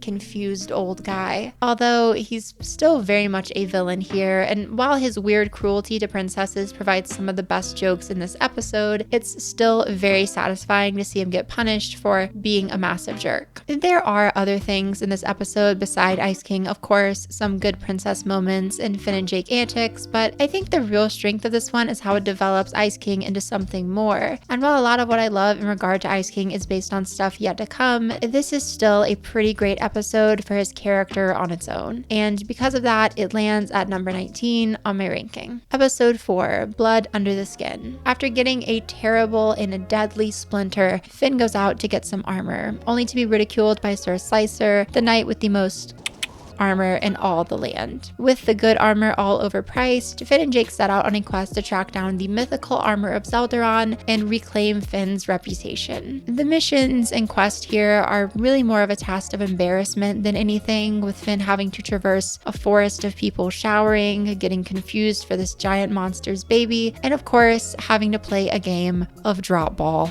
For me to explain Drop Ball would be honestly to rob it of its beauty and intrigue, so I'll just let the show do it for me.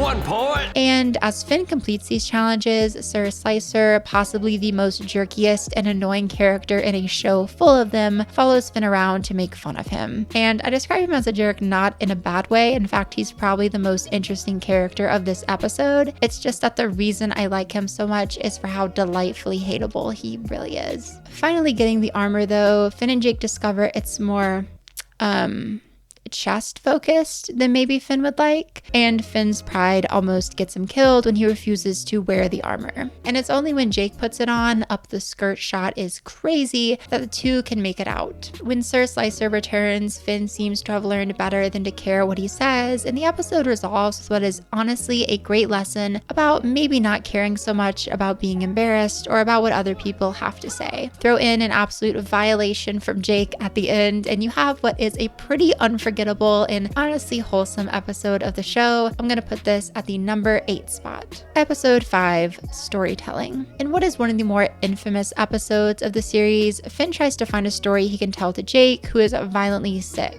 You can tell because he says so. Because I'm sick! But that very bare bones premise isn't the reason why people dislike this episode. The reason is because it shows both of our leads kind of being menaces. First off, Jake is very annoying when sick, and while I like him here so much more than I ever did in episodes like The Witch's Garden, I understand how this could be a point of frustration. But the second issue for most people, and the one I honestly agree with fully, is that Finn is a massive jerk here, one who goes around the forest trying to create a story where there just isn't one. He forces people to kiss, fights random children, considers killing some birds, and generally just messes up life for all the forest inhabitants. However, the episode agrees Finn is a jerk here, and in a funny finale, the forest people hold him accountable, almost killing him before he rightly points out that they need to stop telling lies to themselves about hidden crushes, unhealthy relationships, and hard truths. What results is actually another amazing message for the show, one about how you can't force stories in places where they don't exist. Something that applies to both Finn and to the forest inhabitants. Oftentimes, the natural truth is 1,000 times more beautiful and interesting than whatever stories we'd like our lives to fit into. This is also a prime example of Finn growing up in real time. In some episodes, Finn can seem like a jerk, but it's important for us to remember he's like middle school aged here and still working through a lot of things and figuring out his life. While that never excuses his actions, it is important to show the mistakes because it ultimately makes his triumphs so much more real and rewarding. Honestly, I get the frustration with this episode. I understand feeling like our main characters are overly mean and obnoxious here, but with a really good and meaningful lesson coming out of that rudeness and an extremely adorable conclusion, I honestly don't have it in my heart to really say much negative about this one, even with its bigger reputation for being one of the worst episodes in the entire show for some reason. This episode also has a bear that sounds like Benson from Regular Show. You know, what more must I say? Mom, quit touching me. Also, the gag here where Mrs. Cow reveals a face on her udder, yeah, that's a real guy's face, specifically that of Phil Rinda, lead character designer for the show during its first 2 seasons. You'll see this face all over the series, and it's a major part of summoning Marcy's dad, but I just find it very funny that Rinda probably designed this cow and then had everyone be grossed out by his face on her udder. If he didn't design it, this is just some next level bullying. Like, imagine someone dissing you through a kid's cartoon. Yo, put that bag back on! But anyway, for me, this lands at spot 17. Episode 6, Slow Love. Who doesn't love a good snail? For me, snails are easily like top 5 creatures, behind only capybaras, frogs, definitely pigs, and perhaps dogs. Possibly also behind snakes, but you know, top 6 doesn't sound as good as top 5, so... But when a massive snail bursts through Finn and Jake's treehouse, takes it as its shell, and enlists our heroes on a mission to pick up girls, I think it's safe to say they might be a little bit snailed out. So yeah, our new character for this episode is Snorlock the Snail, voiced by by Biz Marquis, definitely most famous for his song Just a Friend, and Biz is wonderful here, making what might otherwise just come off as an awkward and whiny snail into a pretty sympathetic character who you honestly just want to see win. Snorlax has terrible lady skills and pretty much annihilates any chance he has with women seconds into his conversations with them, providing some honestly pretty funny sequences as a result. And in general, this is just one of the funniest episodes of this season. I especially love Jake's demonstration of how Snorlax should charm the lady snails that he for some reason performs on Finn. Girl, you smell good. But after all methods of wooing girls fail completely, Finn and Jake just tell Snorlax to do some cool shit. And the ensuing song we get, a beatboxed instrumental performed by Biz Marquis himself, is delightful. If I was a snail, this would be like my favorite song.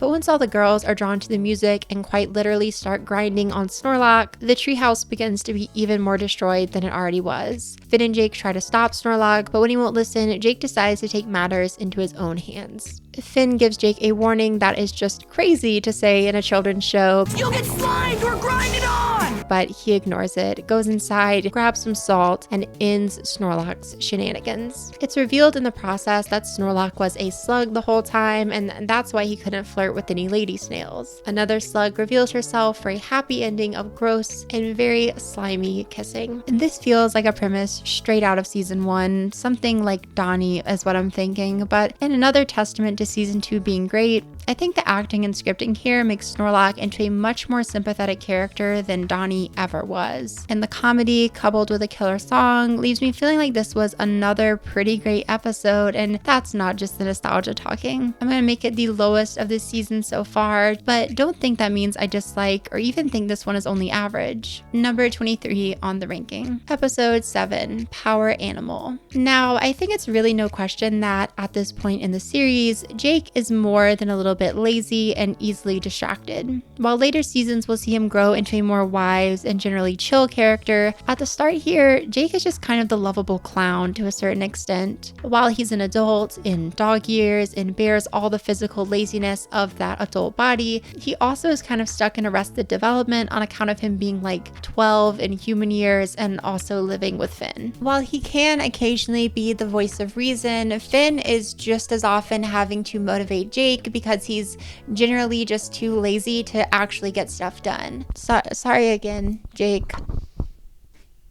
I've bullied him this whole video. I'm so sorry. And while that conflict has been mined in a few episodes here and there, The Witch's Garden, Business Time, and so on, Power Animal is a really interesting episode because it basically puts Jake in a position that Finn would be much better suited to fill, and forces him to do it alone nonetheless. The main plot is very simple. Finn gets kidnapped and Jake has to find him, but the story of the episode is full of countless twists and turns as Jake just fails to stay focused or motivated. The Jake stuff itself is very funny, providing some of the most iconic moments of the show, period. A dance off with a bug, passing out from laughing at his own jokes, just generally great stuff. But it's all underpinned with a bit of stress as we keep cutting back to Finn being tortured by some gnomes that kidnapped him to power a weird machine. Long story. Eventually though, Jake is able to save Finn, not by focusing, but by getting loaded with the energy of 1,000 partying demons by the party god himself. I would say long story again, but there is no story. Party god just kind of appears. And I enjoy this message about some people just having different brains that work differently and appreciating the differences therein. It's good stuff, and I think it's legitimately handled well. Like, there's no point here where I'm legitimately upset at Jake or anything like that. I almost feel like a broken record just saying we again have another awesome, interesting, and funny episode in season 2, but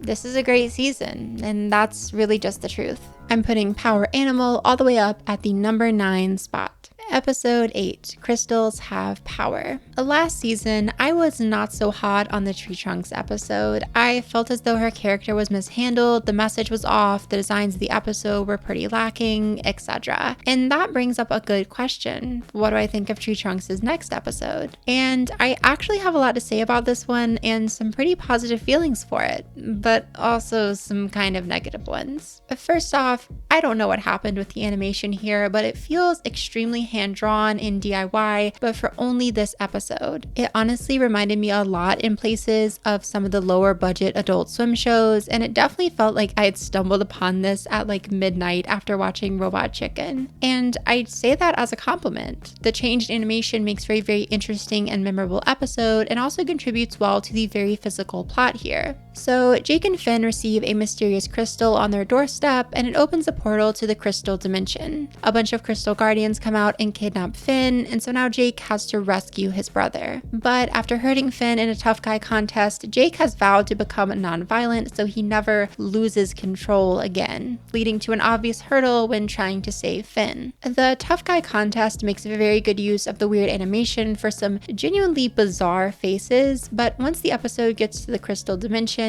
everything gets even weirder and more fun, with Jake's very soft and moldable animation contrasting sharply with the stiff design of the Crystal Guardians. If I do have one major issue here, it's that Jake would never just let Finn be, to the best of his knowledge, killed simply because of some internal crisis. I think that part is really unbelievable, and it definitely takes off some points for this episode in my book. The twist here that Tree Trunk summoned Finn because she's gone mad with power and wants Finn as her king is kind of unexpected and interesting, but it still leaves me wishing that Tree Trunks could just be written well for once. These early seasons were just not kind to her at all. The ending where Jake finally realizes it's okay to be violent towards evil people and saves Tree Trunks is fun, and while Tree Trunks acts a bit weird to Finn at the end, ashamed of her actions but admitting she just likes him and missed him while going crazy in the crystal dimension, I don't really have a serious issue with this scene. In my headcanon, she just associated Finn's heroism and being nice to her with love, went crazy and wanted to steal him, and is now kind of processing that those are obviously just platonic feelings that spiraled out of control when she was in an altered state. Or maybe we need to cancel Tree Trunks. I don't have these answers. But even if I didn't enjoy this conclusion, I can't pretend like we didn't get an absolute hyperpop banger in the final scene that could have saved even the worst of episodes. Honestly, like I said, I have mixed feelings about this one. Great animation, a fun story, but a weaker back half and some more lacking Tree Trunks writing leaves me feeling a bit unsatisfied here. I'm gonna put this one lower down at spot 20, but just know I still enjoy it and think its great attributes easily outweigh the bad. Episode 9, The Other Tarts. When Finn and Jake are tasked to carry the highly sought-after royal tarts across a treacherous desert for the royal back rub ceremony, obvious nonsense ensues after they decide to not take the safe path, but instead the most dangerous one, believing that it's the only place no thief would ever think to look. Now, right off the bat, this episode makes Finn and Jake really dumb, like to a ridiculous extent. They refuse to learn from their mistakes, announce openly that they're carrying tarts, and just allow the entire situation here to go from bad to worse to really worse. But honestly, that's one of my favorite parts of the entire episode. Seeing our boys be delightfully stupid is a real treat, especially when the tart stealing characters that they run into along the way are incredibly funny and inventive additions to the show. I will say though, by establishing that Princess Bubblegum will literally get her head chopped off if the tarts are not delivered, this does become one of the more stressful episodes of the season. I think you're either laughing at Finn and Jake here, or you are like screaming at the screen trying to get them to be smarter. As someone who's known the twist of this episode for years, that cinnamon bun who was used as a decoy and accidentally given the right tarts made it safely and delivered them, I was much more in the laughing at Finn and Jake crowd here, but this might honestly be a bit of a nerve-wracking watch for some new viewers. There is much to appreciate here as always, as I already mentioned, some cool new characters with the various tart thieves, and this is also a great early PB episode, even showing her misleading Finn and Jake by lying to them about the whole decapitation thing. If anything hurts the other tarts, it's that the season around it is just so good. And I'm thinking this one belongs right in the middle of our rankings, so to spot 12 it goes.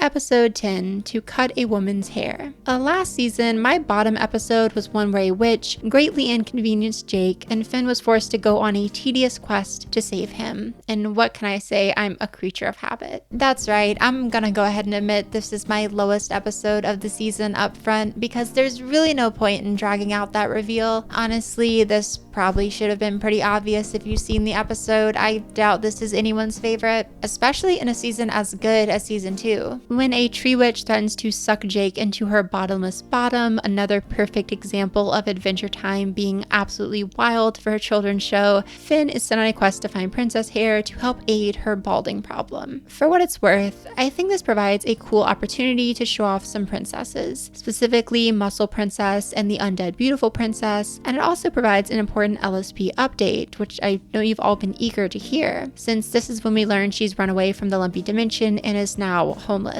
Finn does get the hair specifically from Princess Bubblegum, but the witch calls it out as just bubblegum, which yeah, that makes sense. And Finn has to do some basically bullying to get her to release Jake. The final twist here, with Finn revealing what's under his hat to give the witch new hair, is probably the most interesting thing going on here, and makes this, for better or worse, kind of important viewing when watching the show. Honestly, as with pretty much every season 2 episode, there are parts I like, but nothing good enough for me to get past the very punchable tree witch, the overall pointless feel of this story, and some cringe-inducing moments of Finn trying to flirt with princesses. I already said it once, but again, this is the worst episode of the season for me, and it's going at the 25 spot.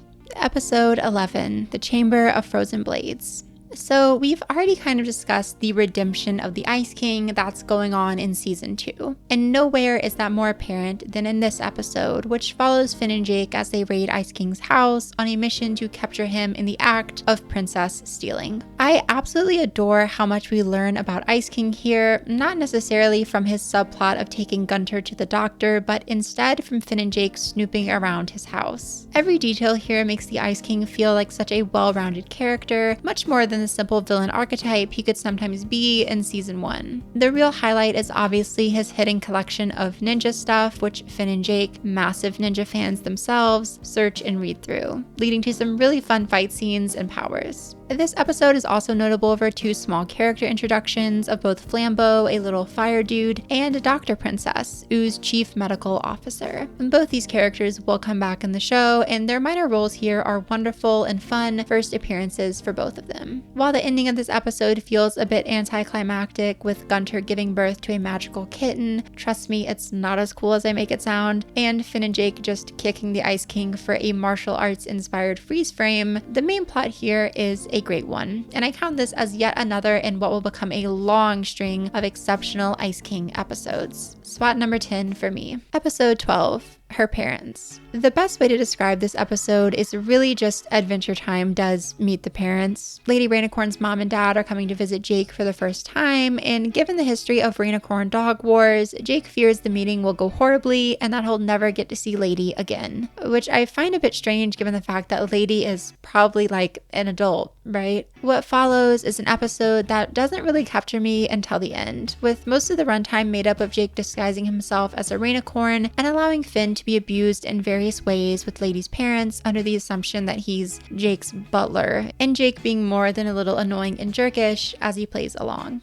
But I mean, Finn was definitely being Rainicornist, so kind of deserved. Please ask your goblin butler to stop insulting my heritage. Where I start to actually love the episode is when Lady's parents try to eat Finn after a major miscommunication on Jake's part. What I love here is that Jake sticks up for his brother and doesn't let his personal drama come in the way of protecting Finn. This feels like the good version of what we saw in Crystal's Have Power, where instead of Jake letting Finn get into serious danger because of his own issues, he actually puts Finn before himself, solidifying the repeated message of the episode that Homies help homies. Always. My actual favorite part of the episode, though, is honestly the idyllic opening, one that shows a beautiful slice of life in the Adventure Time world before things, of course, spiral out of control. I have talked about it before, but this type of relaxed atmosphere and embrace of the world is what the show really will come to do best, and this is an early glimpse of it working to great effect, allowing a really just majestic calm before the storm that is Rainicorn shenanigans. What can I say? This one has both highs and lows, and while the lows hold it back from a top spot, the highs raise it to a respectable number 22. Episode 13, The Pods. While I have criticized a few episodes so far for being filler or pointless, I think there is a real art to doing the filler episode, and The Pods is a perfect example of just that. There is no character development here, no real lessons, no story advancement, just pure adventuring, but with a fun premise, great jokes, and a compelling story. When Finn and Jake are asked to watch over magic beans, one of which is evil, they decide to go ahead and plant all 3 beans and just kill the evil one when they see it. But the first pod brings pigs in adorable costumes, the second brings fairy wands, and the third brings an unlimited supply of ice cream, which can never be bad, obviously. The realization our heroes eventually make is that the pigs are evil, and in the final act, they have to destroy the adorable piglets with their one weakness, conveniently enough, ice cream. So if I may get very subjective in this supposedly objective list, I love pigs, like probably more than any other creature on this earth. Even have this little cute like pig keychain that goes on my tote bag. When it's not, hanging up for a video, obviously. But for me, this episode is greatly elevated by the adorable piglets who are even precious in their most evil moments. However, removing personal bias, the whole prospect of evil piglets is very funny, and their destruction at the hands of ice cream is even funnier, adding on to other great jokes here like Jake's obsession with the ice cream marathon and general pod humor. Dang, man, don't just lick stuff. I have pretty little to say about what is ultimately a prime filler episode, but this feels like the absolute best kind of filler. The type that makes the world of Ooh feel all the more fleshed out with its inventive ideas and relaxed atmosphere. A solid 18 for me. Episode 14, The Silent King. After Finn and Jake dethrone the evil Goblin King Zergiak, who definitely has something going on with his weird spanking obsession, Finn takes over as king to save the Goblin people from chaos. But once he realizes the true responsibility and bureaucracy of what that position entails,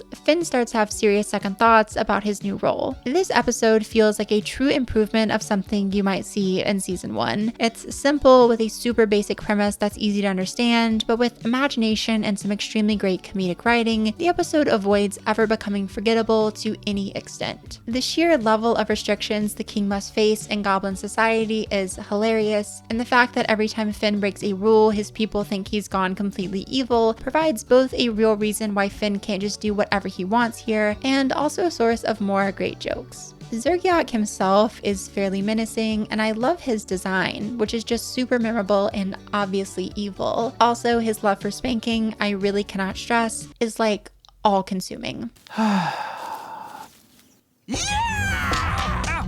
Making him pretty hard to ever get out of your mind. The ending here, where Finn disguises the silent royal helper Whisper Dan as king to escape his responsibilities and then beats a returning Zergiak and his army of earclopses, gives the episode a wonderful conclusion and also provides the first appearance of the Jake suit, basically the result of Jake stretching into armor for Finn to wear. I think this is an episode best watched for yourself just because of the sheer amount of good jokes and for how inventive it really is, especially in the design and lore of our Goblin City. I really have nothing but nice things to say about this one, and The Silent King is gonna land in the number 7 spot for me on this season's ranking. Episode 15, The Real You. Finn's crush on Princess Bubblegum across the show so far has really been no secret, but on a rewatch, I was somewhat surprised to see how few episodes really centered on the pair and on their dynamic. Watching as a kid, I vividly remember Finn's crush on PB being a huge thing, to the point that I assumed it would be a constant point of focus, especially in the early series. But what I found is a lot more interesting and, I would say, well written. Instead of having the PB crush take up like half the season, there are just a few episodes that really drive home Finn's feelings toward her and concisely tell us what their relationship is like. And The Real You is one of my favorite examples of just that. The story where Finn buys magical glasses so he can be smart enough to speak at Bubblegum's science barbecue is textbook adventure time. Pun intended. But the actual story of the episode is so full of surprises and subversions that it always ends up feeling fresh and unique. I especially love the montage of Finn and Jake trying to get smart, especially the scene when they attempt to go to Worm College. As a college student myself, I can confirm that if you are late to class, your classmates will definitely try to beat you up. That's very real. Let's kill him!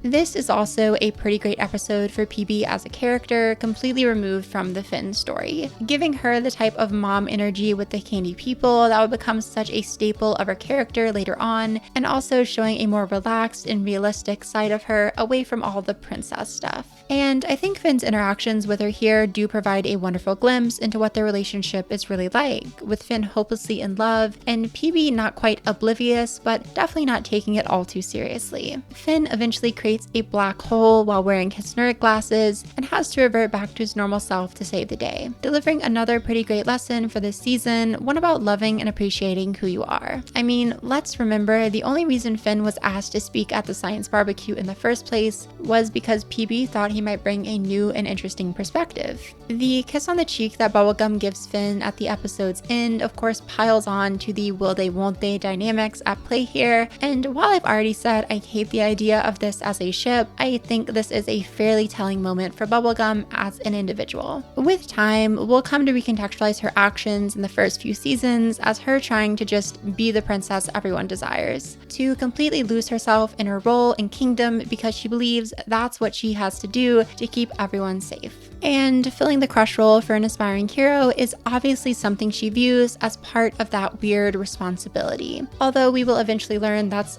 far from the relationship she actually wants. That might not all be packed into this episode itself, but I think The Real You makes a super interesting rewatch after finishing the show, if only for PB's character and what we can read into her portrayal here. I'm a massive fan of this one, and for me, it's gonna go at spot number 6. Episode 16, Guardians of Sunshine. Have you ever wanted to see Finn and Jake rendered in horrifically pixelated and angular early 2010s computer animation? Well, if you answered yes, as I'm sure you did, oh boy, do I have an episode for you. Yes, this episode marks Adventure Time's first foray into the world of alternative animation styles, as Finn and Jake trick Me-Mow into letting them go inside a video game world in order to defeat a particularly hard boss. However, what I actually think makes this episode notable isn't the shift in animation style, but instead the featuring of Me-Mow as a major character for really the first time in the show so far. Me-Mow is one of my personal favorite characters, but at this point, they've never really been made a secondary or much less central character for an episode. That will eventually change, but at this point in the show, Guardians of Sunshine was really our first proper introduction to Me-Mow as a character. And it's really cool to see them used here as more than just some type of glorified prop. Sorry, also,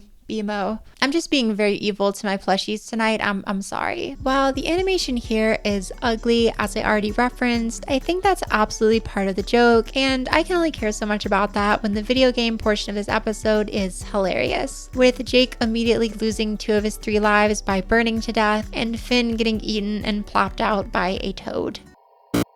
The pacing here is also great, since the second I get tired of the video game world, we're back outside for a finale where all the game characters try to kill Me-Mow and Finn and Jake have to save the day. Another really solid episode in what is shaping up to be a really solid season, spot 21 for me. Episode 17, Death in Bloom. When Princess Bubblegum tasks Finn and Jake to watch over her princess plant and the pair accidentally kill it, they have to go on a magical quest to the land of the dead to retrieve its soul. Now, if you don't already love this one from the plot description alone, it will probably help that Adventure Time's Land of the Dead is one of the coolest locations in the show so far. Basically a wasteland populated by wandering skeletons, wild creatures, and massive death guardians, but presented with all the normalness of like a DMV. My only real criticism with the Land of the Dead is how most of the episode just follows some skeletons trying to capture Finn and Jake, a pretty obvious pick for the inhabitants here, especially after an introduction that hints towards a much cooler dead world.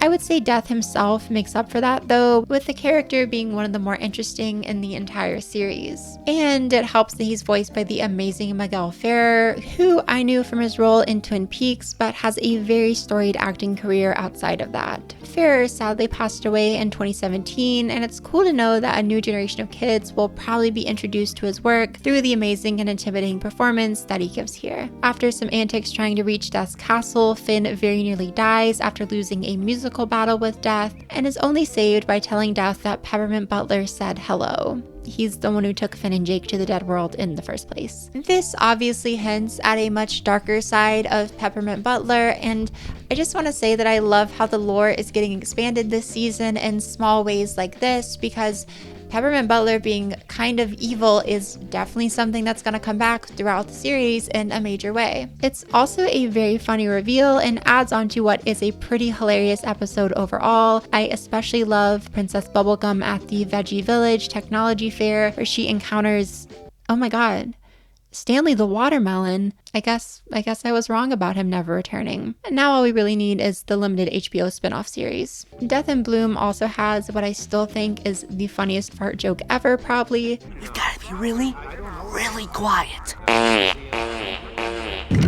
Get him! I thought it would be funny! Look, this episode ruled in basically every way imaginable, just a real staple of the show that fully understands the comedy and world of Adventure Time. Could it have gone further? Sure, but what we have still tops most of what we're offered this season, and that's truly saying something. It's going all the way up to spot number 3 for me. Episode 18, Susan Strong. So I've mentioned a bit in this video already what it means for Finn to be the only human in OO, and the isolation and feelings of otherness caused by that reality, plus how they mix with the general idea that Finn is also younger than basically everyone here. But we've never really touched on why Finn is the only person, and more specifically, what happened to all the other humans. And Susan Strong is the first episode to really address that issue, with Finn stumbling upon a hidden tribe of what he believes to be humans underground and trying to bring them up to the surface world, specifically growing an attachment to the human leader of sorts named Susan Strong.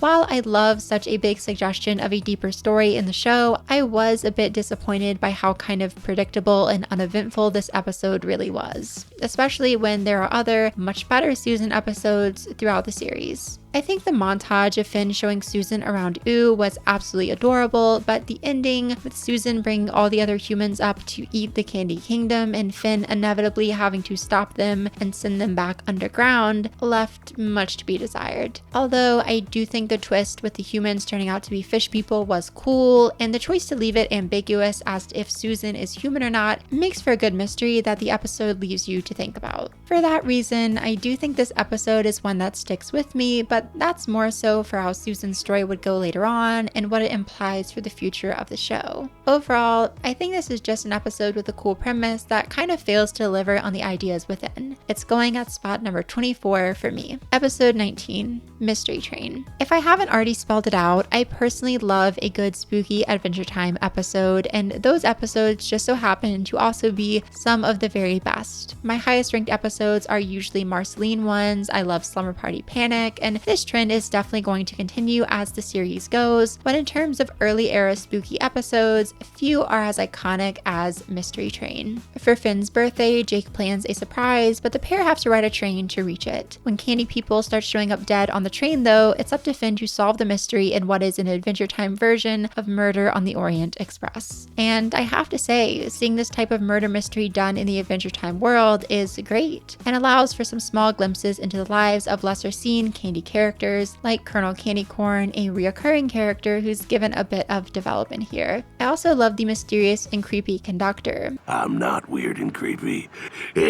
I'm cool and awesome. Who you might initially assume is a red herring before it's revealed he in fact orchestrated everything. And that's really to say Jake orchestrated everything, since it's revealed the murder mystery was all a setup by Jake for the benefit of Finn, a birthday present for the boy who loves adventures. When I was younger, I definitely found this twist to be crazy, but watching it back now, I think it's extremely obvious. I mean, Jake constantly disappears and announces that he is doing so whenever the conductor arrives, and the conductor is quite obviously also voiced by John DiMaggio, the actor for Jake. Even then though, I think this could have been a much funner twist with more kind of hints sprinkled around the episode. I don't care if it's like painfully obvious, just let me feel like I'm solving a mystery. There's a real missed opportunity to hide the truth in small bits of the frame, maybe a glimpse of Jake's arm leading into the conductor, or a peek at Jake smiling while he walks away. More stuff like this small detail of paint being left by the conductor's hand whenever he leaves the passenger's car.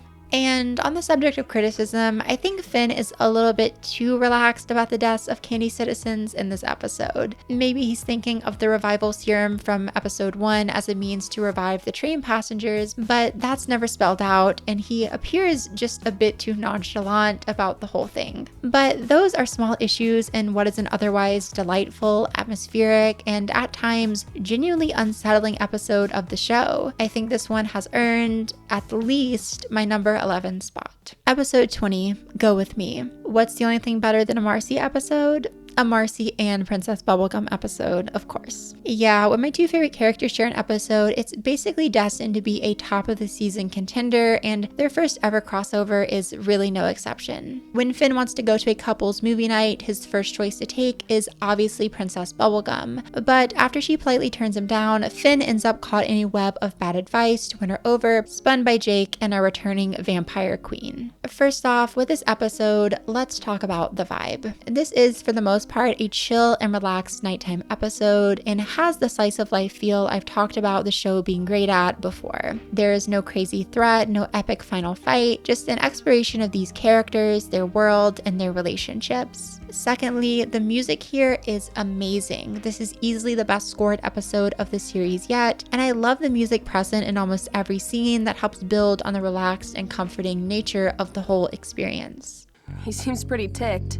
Nah, he just needs some spaghetti. And finally, the elephant in the room, the PB and Marceline scenes. Or more aptly, the lack of them. Yes, while our two ladies only have one real scene together, I think we might actually learn more about their relationship through the scenes where the two are apart. Marcy's advice to Finn here pretty much consistently involves harming or attacking Bubblegum in a way that definitely suggests some animosity and a shared history between the pair. And knowing how this relationship will play out across the show, I think it's absolutely not a stretch to read that into the story here. I also really enjoy the final act where Finn, defeated in his quest to get Bubblegum, tries to court Marcy and is flatly rejected again. This time admitting the truth that he never cared all too much about getting a real significant other for the couple's movie in the first place and just wanted to go with somebody. The ending where he and Marcy attend as friends is a great reminder to not let people pressure you into relationships and to understand that some people can just be friends, even if you have strong feelings for them.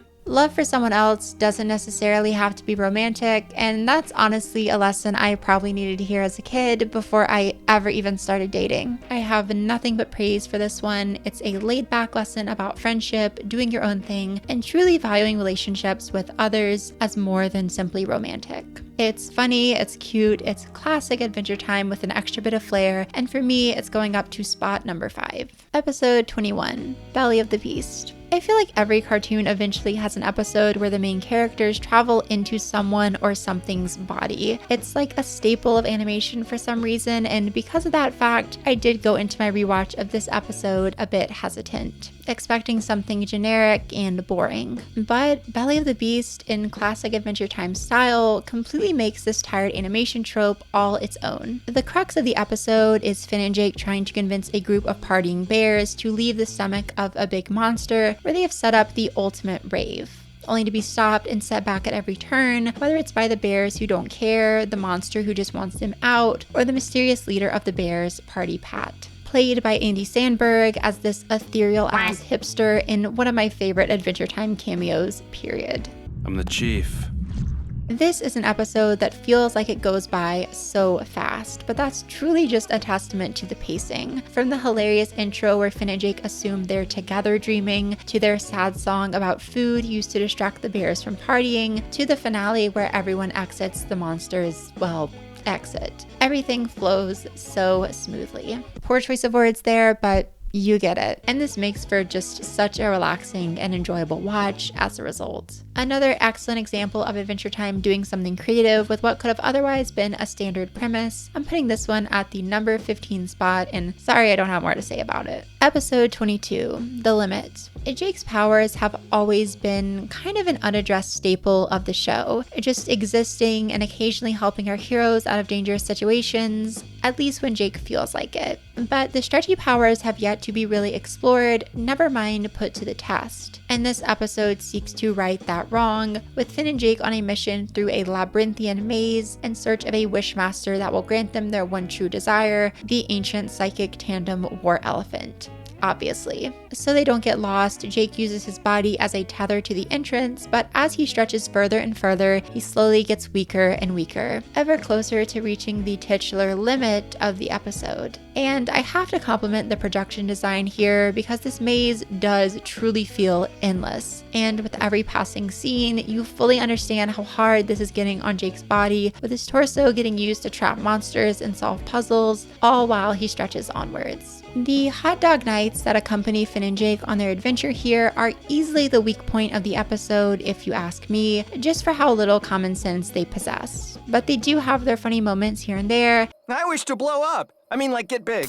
And what I find to love about this episode easily outweighs that one bad element. Eventually, Jake is basically on the verge of death after stretching himself past the point of no return and getting a giant stone slab dropped on top of him. And while Finn really urges him to turn back, eventually, even our hero is pushing Jake to the end of the maze. Sure that once there, they'll each be able to have their desired wishes granted and Jake will be saved. But by the time they arrive, Jake's judgment is so clouded that he wastes his one wish on a sandwich. And if I had a penny for every time Jake tried to waste his one wish on a sandwich in this show, well, I'd be Abraham Lincoln. I promise that joke will make sense once we hit season 5. But with Jake's wish gone, it's down to Finn to either wish for the war elephant or for Jake to be healed. And the episode actually misleads you for a second, with Finn asking for the elephant. But the twist, wherein Finn asks the elephant to wish for his friends to be healed, is a fun subversion and one that gives us both a reconstituted Jake and one of the more fun characters in the whole show. Although I might just be saying that because the ancient psychic tandem war elephant's name is also Ellie.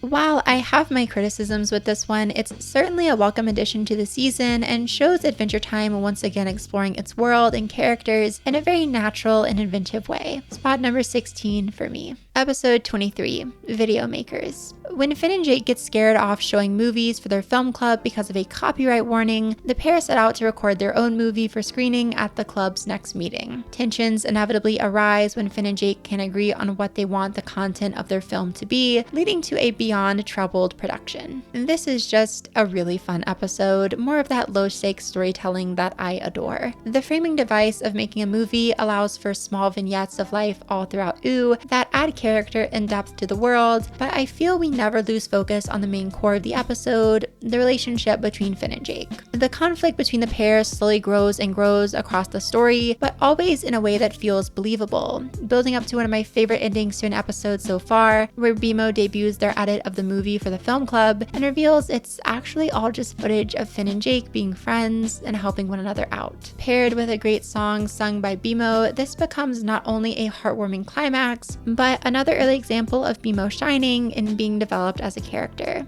Your love will not delete.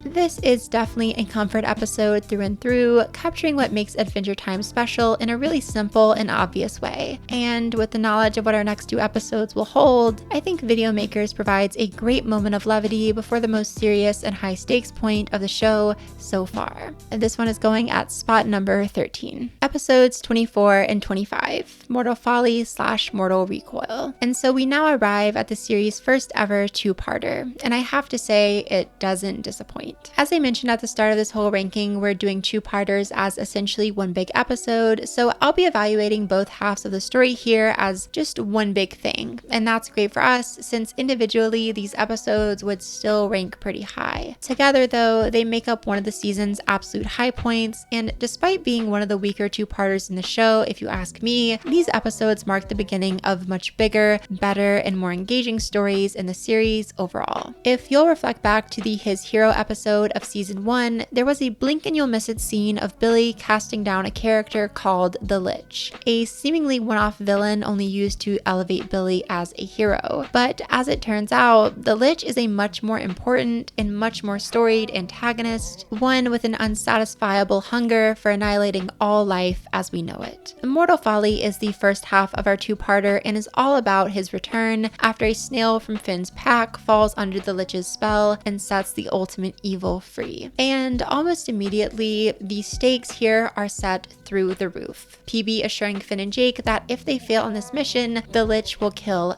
everyone. This gives a great propulsive energy to the episode overall, and I love its style as basically just a creepy chase, with the Lich leaving a dark path of death and rot in his wake as Finn and Jake trail behind. I'll also take a moment to shout out the amazing character design of the Lich as a whole, who easily makes for one of the creepiest and most unsettling villains in all of cartoon history. He's presented as skeletal with only dead pieces of skin and spare veins clinging to his body, suggesting some type of physical physical form that has long since rotted away. And as we'll come to learn as the show goes on, this was likely itself a body stolen from some unsuspecting creature. The stakes, story, and villain of this two-parter are all fantastic, but I guess this is as good a time as any to mention the worst part of this episode, the Ice King. Now, I do love a good few Ice King episodes. I think I've already made that clear, and he's a delightfully pathetic and pitiable antagonist when the episode works around him, as they so often do in season 2. But here, that's just far from the case.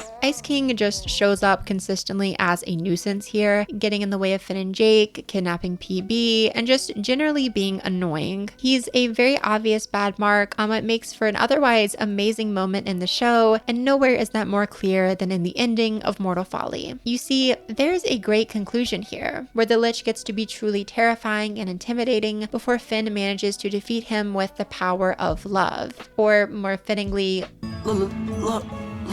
Liking someone a lot. And while you might call out this ending as corny, I think the general theme about connection, friendship, and love for others triumphing over evil, one that shows up all throughout Adventure Time, is very sweet. And also, the Lich's laughing before his supposed death still leaves you with an unsettling feeling, like maybe the victory wasn't so final. And as I'll come to explain in a second, I actually believe this is all the result of some larger plan on the part of the Lich. Like, I highly doubt a sweater imbued with love was enough to kill this, undead demon king. So in my opinion, we get a perfect conclusion here, a wonderful halfway point in our two-part story. At least until Ice King, drops Princess Bubblegum in the Lich's Well of Power, a move that, while it might feel in character, just leaves me really hating the Ice King here. Like, he genuinely just murdered her to the best of his knowledge, and he's acting super nonchalant about all of it. Oops, I've got the dropsies. So, Mortal Recoil picks up in the aftermath of PB's death, with candy doctors working to restore her, eventually succeeding in bringing her back, although something seems to be missing. Bubblegum seems more cold, more passive, and Ice King even suggests he saw something strange happen to her by the well, before he of course leaves without revealing what exactly that was. From there, we get another sequence I really enjoy, essentially the exorcism of Princess Bubblegum, as PB slowly gets increasingly lich-like. This all culminates in her complete transformation into a monstrous creature, one that easily deflects Finn's love attack, adding more credence to the idea that the Lich actually let Finn win. Finn begrudgingly enlists the Ice King for help, and after he freezes the Lich Bubblegum hybrid, the creature accidentally falls back and bursts into countless pieces. Doctors again rush to PB's aid, but are unable to find enough candy material and eventually have to resurrect her as a 13-year-old. Great news for Finn. Not so much for Ice King, who delivers a line so funny it almost makes his inclusion here worth it. Well, I'm out of here. Goodbye, everyone. But as the episode begins to close, we are again shown the snail from Mortal Folly, still possessed by the Lich and clearly up to something evil. And this is where my theory comes in. I think the Lich, having been set free in a very obvious way that multiple people saw, wanted to instead lay low, to work behind the scenes for a goal that won't be revealed for about 2 seasons. So he travels to his Well of Power, or at least some piece of him does, and he allows himself to be killed by Finn, all the while the snail hanging back. And this is where I think the plan was supposed to end, but seeing an opportunity to possess Princess Bubblegum and gain a new vessel, the Lich took over her body to perhaps cause just general destruction, since he is, after all, truly a being of chaos. And in this Princess Bubblegum form, the Lich is much more determined to do real damage, hence why he doesn't allow Finn to take him down again. It's only when his vessel is truly compromised that the Lich is again defeated, but that defeat still serves as a distraction to his real plan, one that will pay off in a huge way later down the line. And look, honestly, Adventure Time's first two-parter is awesome, a full display of the show firing on all cylinders and raising its stakes to never before seen heights. I could try to pick apart the deeper themes here of love triumphing over evil, of being kind to even those who annoy you, but the message really does just take a back seat here for what is truly a moment of stellar animation, perfect pacing, and gripping storytelling. The magnitude and coolness of this one is really undeniable, and for that, easily my number 2, narrowly eclipsed by It Came from the Nightosphere at the opposite end of the season, and that's really only because Ice King annoys me here. Episode 26, Heat Signature. And so now we arrive at the end of the season, with another finale that feels pretty underwhelming, especially right after the true season finale here, which is obviously Mortal Folly / Recoil. I will say though, I definitely enjoyed this one more than the Gut Grinder episode from last season, in large part because this is another Marceline episode. This one follows Finn and Jake as they decide to become vampires so they'll be able to sit comfortably during movie night. A very silly premise, I love it. Marceline and her ghost friends see this as an opportunity to do the pranks, and the episode mostly sees Finn and Jake getting tricked into thinking they have undead powers. That is until the trick spirals out of control and into a finale where heroes very much almost get murdered by Marcy's ghost friends. Finn's last minute mention of the movie they're planning to watch, a submarine horror thriller called Heat Signature, which was briefly shouted out back in Video Makers, saves the pair since the ghosts really want to see the movie. And is this ending a bit of a repeat of the Death and Bloom ending where Finn's mention of knowing Peppermint Butler saved the day? Yes. But do I care? Not really, since this style of ending is a pretty funny well not to run back to, and this is just a funny episode in general, featuring an especially good bit with LSP, where Finn and Jake basically just mess up her living area in the forest while thinking they're invisible. My beans! And while this episode, like the Gut Grinder, isn't a great finale, unlike the Gut Grinder, Heat Signature is a perfectly great standalone episode, leading it to still earn my number 14 placement.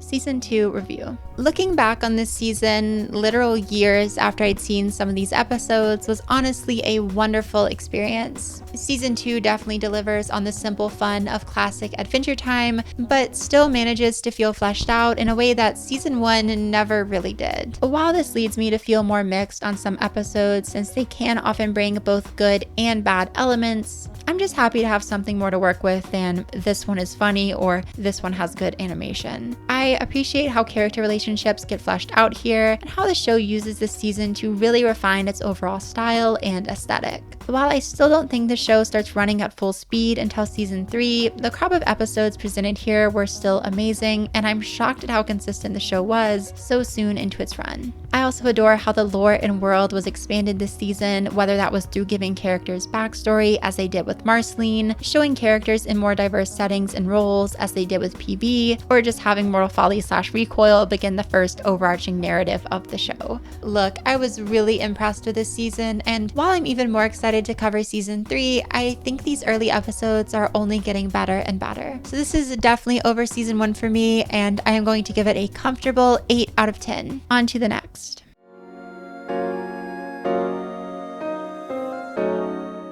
Episode 1, Conquest of Cuteness. Now, don't get me wrong, Season 3 is an absolute masterpiece, but I think it's no question that this season probably has the weakest opener we've seen so far. And that's not to say this is a bad episode by any means, it's just not exactly the epic statement I think a first episode should be. Slumber Party Panic was bold in both style and narrative, breaking all the conventions of a debut episode for a series. And It Came from the Nightosphere was my number 1 for last season, a beautiful and captivating piece of storytelling that built up the Adventure Time world and dove deep into one of its best characters. And Conquest of Cuteness, well, it's essentially just more of what we come to expect. Still done extremely well, mind you. When Finn and Jake's breakfast of the iconic everything burrito is interrupted by an army of adorable soldiers, the pair quickly realize these little mushroom dudes might pose a more serious threat than they initially expected. Not only do they use psychological warfare on Jake to convince him that his burrito is poisoned, not only are they literally in the walls where they've been gathering strategic information on Finn and Jake for like months, but the cute people are planning an all-out assault on our heroes, one set to begin the following morning. But when the attack comes, it's very underwhelming, with the cute people essentially defeating themselves, leading Finn and Jake to take pity on them and stage an elaborate fake battle with some of their friends to help the cute people feel more accomplished. That illusion can't really be kept though, and in the episode's final moments, Finn simply gives the cute king some advice to stop trying so hard to be something he and his people are not, but to instead embrace what makes him different and use his cuteness as an advantage. It's an adorable ending, fit for an adorable episode about an adorable little army. And Finn and Jake immediately sending the cute people to Ice King's house will always be funny to me. I command you to make me a sandwich.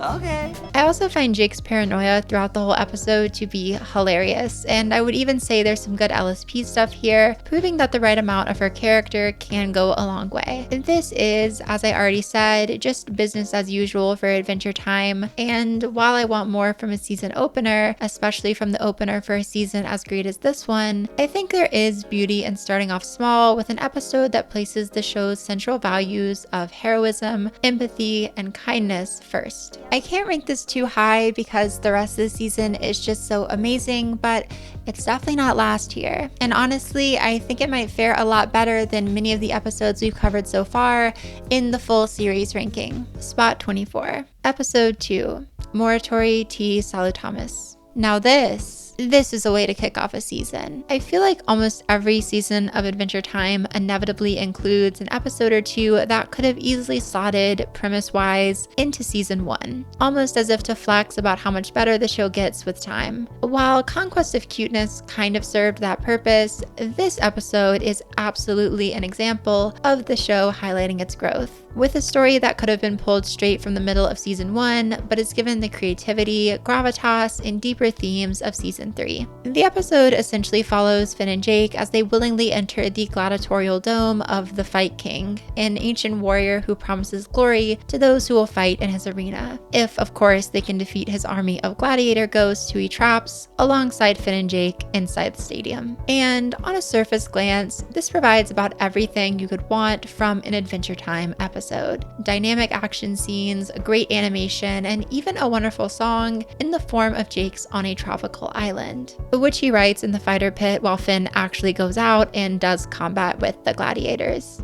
As a tropical island. But under this great exterior, there's still so much to explore here. The real conflict of the episode arises from Finn and Jake's inability to see eye to eye and follow each other's plans. Finn wants to go out and fight the gladiators with Jake. Jake wants to dig until he finds lava and turn the pit into an island getaway. You see the difference. And this kind of sets the stage for a much wider conversation in the episode about what it kind of means to disagree with a loved one and if that tension can ever outweigh your feelings for them. You see, the gladiators are all coded as queer, more specifically coded as being in queer relationships with whichever gladiator they entered the arena with.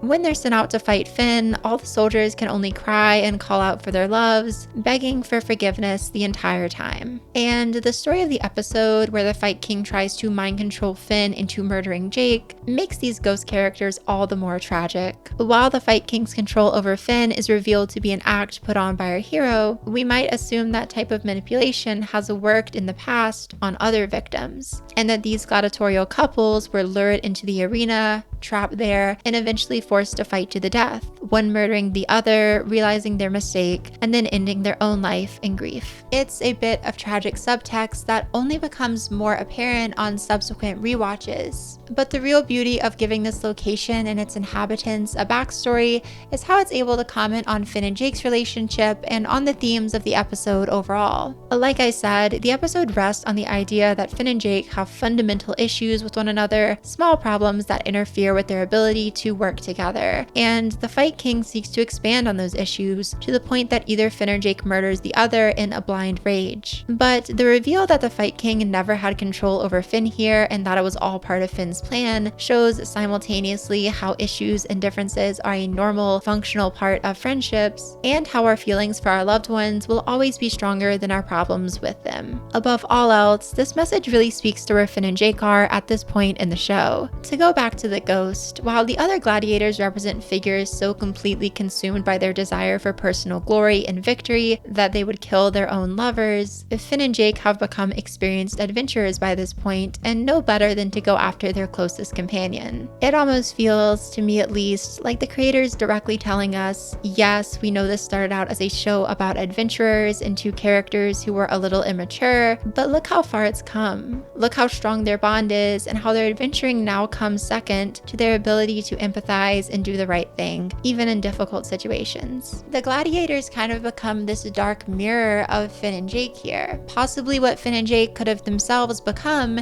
if they'd encountered this arena at, say, the start of season 1. But in triumphing over the Fight King, our duo proved they are not so easily deceived, and that their caring for one another really separates them from your run-of-the-mill adventurers. It drives right down to what makes Adventure Time, in my eyes, special. A centering of kindness and relationships beyond all the cool fights, inventive worlds, and magical elements. And for that, I think this episode becomes just infinitely more special, the exact type of episode I'd want at the start of a season, and a clear highlight across the entire show so far. Spot number 5 for me. Episode 3, Memory of a Memory. Only 3 episodes into the season, and we already get another Marcy episode, but unlike our last, this is another character-heavy highlight of the entire show. Easily another of my favorite episodes we've covered so far, period. The story starts in the middle of the action with this armless guy telling Finn and Jake that Marcy is in trouble, more specifically that she's accidentally cast a sleep spell on herself that will result in her eternal slumber unless they travel inside her memories and erase her recollection of casting the spell in the first place. And this immediately allows for one of the most creative sequences we've seen in the entire show so far. A journey through Marceline's memories that, while being a visual treat and providing some of the best laughs of the entire show, Yo, man.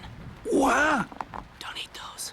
simultaneously develops Marceline as a character, as we see her childhood self, time she spent with her asshole, annoying, scumbag, borderline abusive boyfriend Ash, and various spare moments from throughout her life, some grosser than others. I mean, honestly though, more gross girl representation, it's really the unspoken rep that we lack. After a great scene of abstract animation, Finn and Jake retrieve the memory only to discover that this was all orchestrated by Ash himself, who was disguised as the armless man and tricked the duo into erasing Marcy's memory of their breakup after he sold her prized possession, a small stuffed monkey named Hambo. From there, Finn and Jake have to distract Ash long enough for Marcy to enter Finn's memory, giving us yet another iconic moment in this episode with Finn's dancing baby song. If you're an evil witch, I will punch you for fun. But also resolving the plot as Finn shows Marcy his memory of her memory, giving the episode its title and concluding the story. And then everyone just beats up Ash, this pathetic loser of a man, for being a misogynistic and manipulative dirtbag. We love to see it. But yeah, this episode does some of the most inventive stuff in the series so far, animation-wise, but is also an episode that balances that creativity with story and character, resulting in an obvious high placement for this season, although I'm sure I'll be saying that for almost every episode here. This is a great season if I haven't already said enough. I won't dwell on it anymore since we have more episodes to cover, but Memory of a Memory is a fantastic addition to the show so far, easily making it up to spot number 13. Episode 4, Hitman. For our third heavy hitter in a row, we have one of the episodes that makes me laugh the absolute hardest, a real peak of Adventure Time's comedic writing. When Ice King is grounded by Finn and Jake, he makes the mistake of hiring a hitman to literally just hit Finn and Jake, like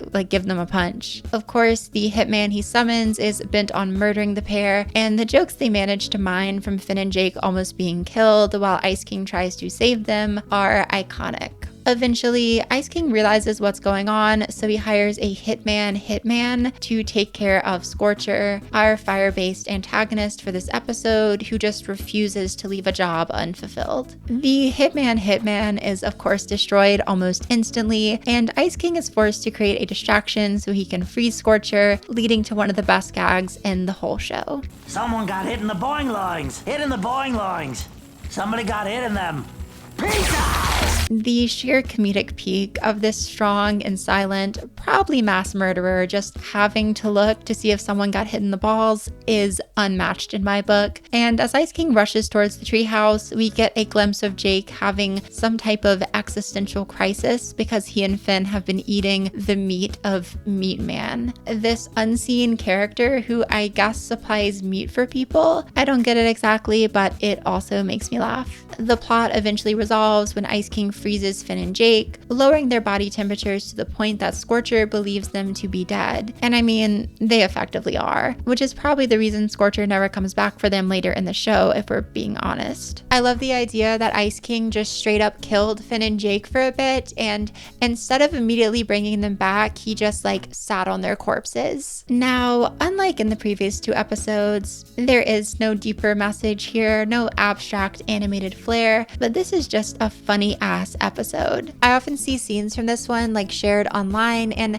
I think there's definitely a reason for that, because this episode so clearly shows great comedy, but more specifically, it shows a style of comedy that's very specific to Adventure Time. If season 2 was working out the fine lines of what the show's tone would be, then season 3 is the debut of a finalized tone in action. This is the Adventure Time I love, more or less, and the show presents itself at this point in a way which will kind of carry on for the rest of the series. Hitman is a staple of any best Adventure Time episode list, and it's going to spot number 10 for me. Episode 5. Too Young. So last season ended with the reveal that Princess Bubblegum is now 13, and this episode is the one that finally picks up on that story thread and seeks to explore it outright. While PB has been a major subject in many episodes so far, I hesitate to say we've had any real Bubblegum episodes, ones that dive into her character like those Marcy always gets. But Too Young changes that and provides us with our most in-depth look at the princess to date. PB's story over the last 2 seasons has been one of fleshing out the traditional princess archetype. While she began life as your run-of-the-mill royalty with a scientific side, Bubblegum has been slowly revealed to have a lot more going on underneath the surface. We get occasional glimpses of the responsibility to her citizens that she struggles with, or the stress of her position, and those are attributes I've been waiting to see explored on my series rewatch. Luckily for us, the plot point of PB's de-aging allows for exactly that, leaving her as a more vulnerable and open character, and also affording her the ability to be less responsible and just enjoy herself, removed from the traditional burdens of her role as a princess. However, Bubblegum's new carefree and youthful attitude gets disrupted with the appearance of the Earl of Lemongrab, one of Adventure Time's most iconic characters and one of my absolute favorites. Of course, he is sadly voiced by notable cancelled person Justin Roiland, which kind of leaves a bad taste on the character, but separating the art from the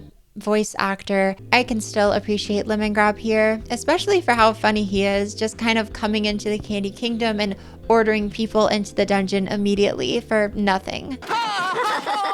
12 years dungeon! The reason he can do this is because with Bubblegum de-aged, he's now the rightful ruler of the Candy Kingdom, and it's here that we get the reveal of Lemongrab being a creation gone wrong on the part of PB, lending some more insight into what Too Young is trying to say. Lemongrab is quite literally a reminder of PB's adulthood, and more specifically of her adult responsibilities as a ruler. While she might really want to leave behind 18 for 13, Lemongrab serves as an embodiment of why she can't just abandon the life she's already started as an adult, and he also begs the question, if PB isn't present to lead her people, who will be? Bubblegum often gets labeled as kind of a fascist by certain people, her voice actor Hynden Walsh included, but I kind of always read Bubblegum, especially in these early seasons, as more of just an overprotective mother for the candy people that she created. If any character is a real fascist, it's Lemongrab, and his presence perfectly represents why Princess Bubblegum needs to be there for her candy citizens. Now, I think the general body of the episode is very entertaining, with Finn and PB trying to run Lemongrab out of the Candy Kingdom. It's quite funny and creative, definitely giving us some moments of levity in an episode that seeks to unpack deeper struggles for a main character. But the real highlight of this episode is in my eyes, the ending. Locked in the dungeon at the command of Lemongrab, Bubblegum finally admits a hard truth to herself, that she has to turn back to 18. And I think the dialogue she delivers here about wanting to stay 13 because she feels as though she never gets to be a kid lends a real sense of tragedy to her character overall. This is someone who, as we'll come to learn, has been forced to lead basically all her life.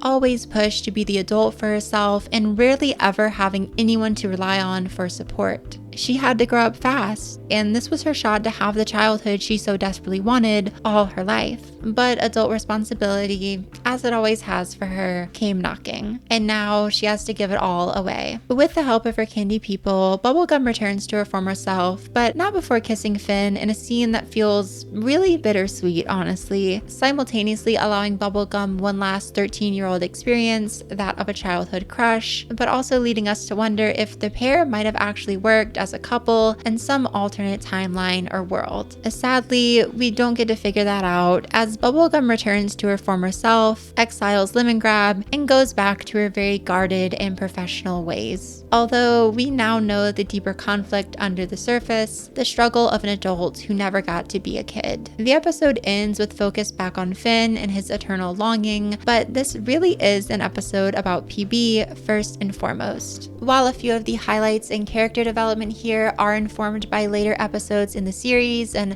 what we learn in them, I think Too Young still stands on its own as a very touching and somber, if sometimes very silly, Being 13 again is bloobalooby. Look into Princess Bubblegum as a character. Look, I've said she's my favorite character before, so call bias if you want to, but this is really one of the best episodes we have in an amazing season full of them. One that does a great job of balancing comedy with a really touching message in a way that only Adventure Time can do. This one lands at spot 6 for me. Episode 6. The Monster. If you'll remember back to our breakdown of season 1, I mentioned that LSP would get more to do and evolve as a character as the series went on. And I truly did mean that, with this episode acting as the first time I think the show truly handles her character well for more than just a few scenes. Now, I don't say that to imply that she's quickly becoming one of my favorites or anything like that, but I think Monster definitely lends some much needed depth to LSP as a character, specifically expanding on that story thread we had last season of her now being homeless. The story basically follows Finn and Jake as they try to find and return LSP to the Lumpy dimension at the request of her parents, only to discover that LSP has been living in a windmill and terrorizing the residents of a small village by pretending to be a monster and eating all of their food.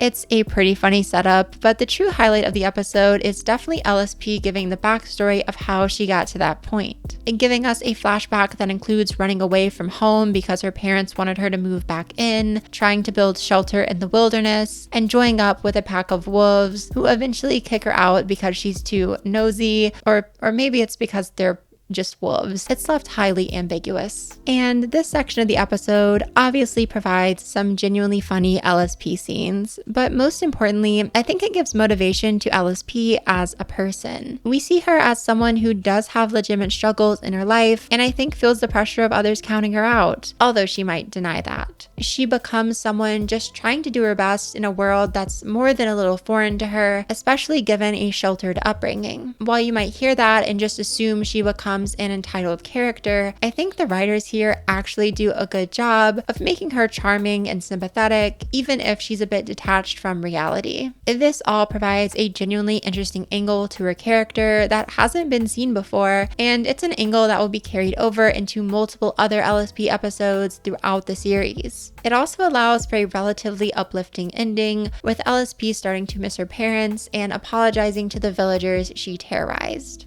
This is, in my view, one of the weaker episodes this season, if only because not too much happens, and also LSP still isn't my favorite character, but this is another great episode regardless. One that does something really interesting by kind of redeeming a character who wasn't very likable in the first place. This one is still sadly going at spot 25 for me this season, making it our lowest ranked episode here, but I genuinely do have very positive feelings for it still, so please keep that in mind. Episode 7, Still. When the Ice King uses a potion that makes Finn and Jake unable to move, we get an episode full of the duo trying to creatively escape their situation without being able to lift a finger. Still is another pretty low stakes episode of Adventure Time, but one with a creative premise that is of course mined for all type of great jokes and tense scenes. I think that specific balance between the funny and the suspenseful is something this episode does really well, making it almost like an improved version of the Tart episode from last season. Moments like the one where Jake tries to get Gunter to save him, or when the bottle holding the cure is almost broken, are about as close to nail-biting as the show ever gets. But the tense sequences are always split up by really funny Ice King scenes, ones that do a great job of highlighting his appeal as a character. From him dressing up as Finn, then trying to dress up as Jake, to showing off his avant-garde black and white penguin photography, I just love everything Ice King does here, making for a second great appearance from him, not even a third into the season. The episode wrapping up with Finn summoning an astral beast of butterflies and almost defeating Ice King, only to have Ice King get frozen in place as well and Gunter destroy the antidote, is a really wonderful comedic cherry on top of the episode, making me appreciate it all the more. Another solid entry into season 3, and this one is going at the 15 spot. Episode 8.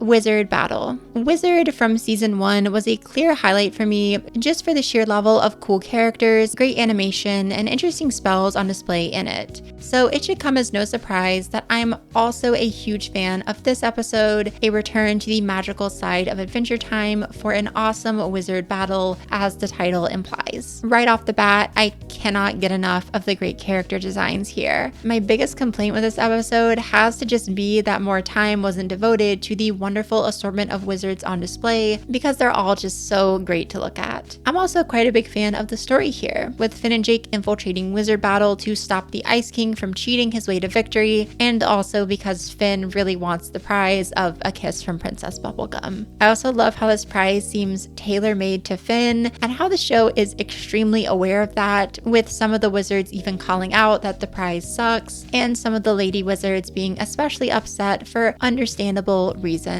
Although Huntress Wizard stays, so... Also, PB agreed to this in the first place, so it's through sneaking into Wizard Battle that Finn and Jake meet Abracadaniel, one of my favorite wizards here, and a great reoccurring character who will eventually develop a bit of a friendship with the Ice King. Although, in his first appearance, Abracadaniel defeats Ice King to win the Wizard Battle, or at least so it seems. See, Finn had helped Abracadaniel win under the belief that he didn't even want to kiss PB, with Finn forfeiting the competition after only he and Abracadaniel remained. However, a change of mind about that kiss prompts Finn to legitimately lose his shit and beat Abracadaniel with a power shriek, as the show calls it, the most shameful form of magic. I like that Finn gets exposed at the end here and is reprimanded for his violation of Wizard Battle, as he should be. Wizards only, silly. But PB still giving him the kiss just seems like more confirmation that Finn isn't getting over this never gonna happen crush anytime soon. And that does suck a little because, again, I don't approve of this ship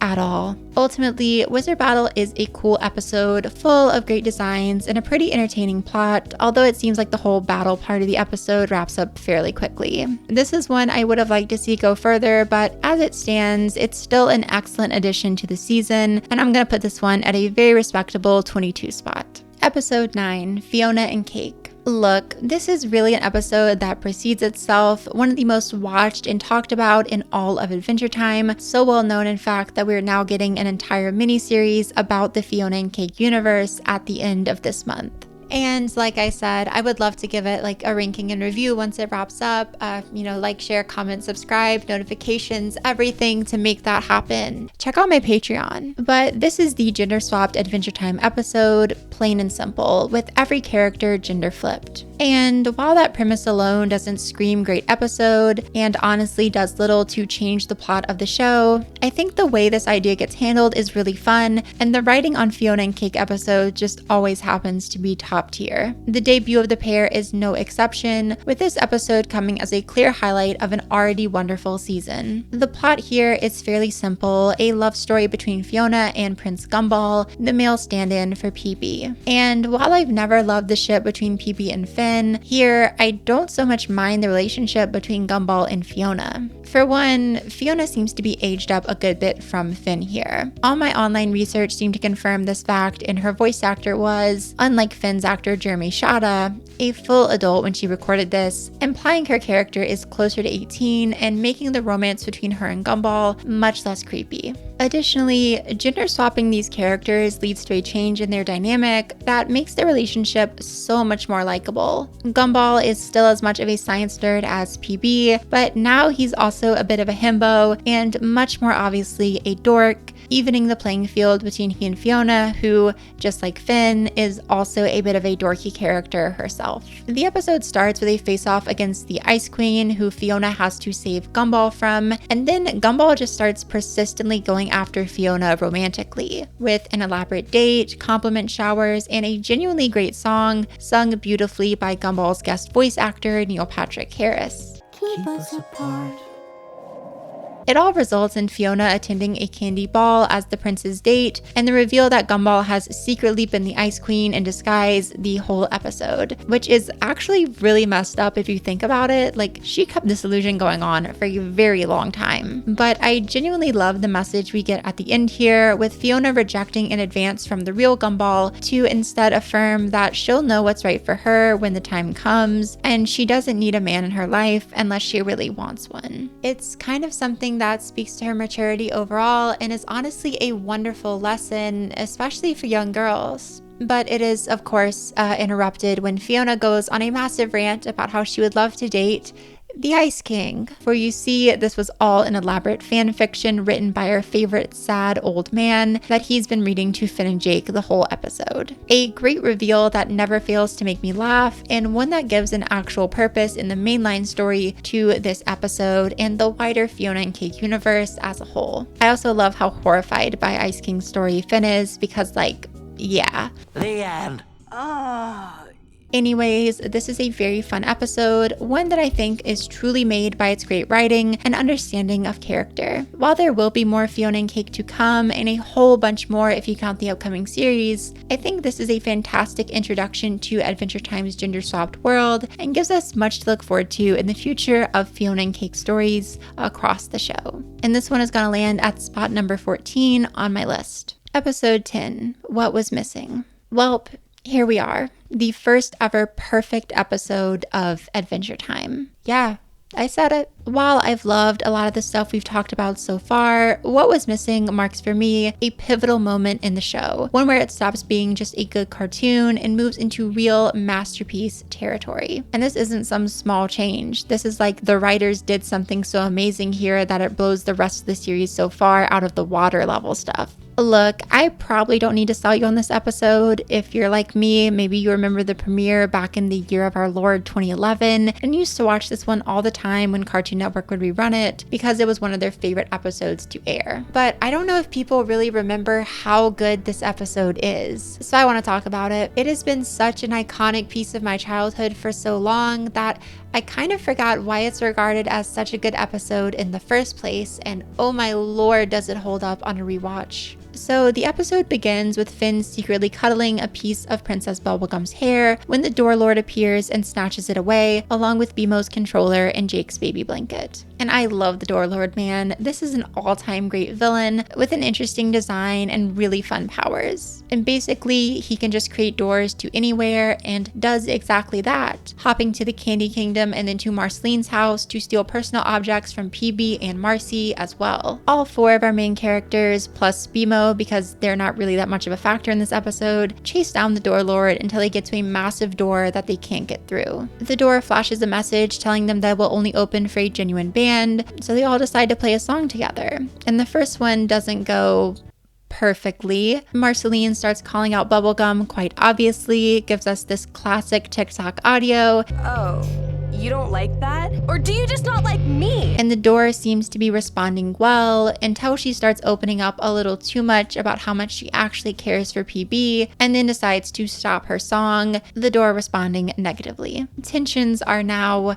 very present, obviously, but everyone still gathers around to eat noodles and think of new ideas for songs. Bubblegum says she wants to take the lead, and after everyone gets frustrated with her attempt and it fails, Marceline blows up and even goes so far as to spit on bubblegum. This leads both the girls to leave, and then Jake also goes because he's the self-described jerk of the band, if you couldn't already tell from his new punk rock design here. Finn, in his sadness, starts singing his own song, one the door actually seems to like, and then realizes what was missing the whole time was the truth. Everyone returns for yet another stellar song, one where Finn talks about how much he cares for everyone there, and this all leads the door to finally open. And they are obviously all about to beat up the door lord, but then he starts explaining his grand plan. You see, by taking away their most valuable possessions, the door lord actually taught them that friendship was really the most valuable thing of all.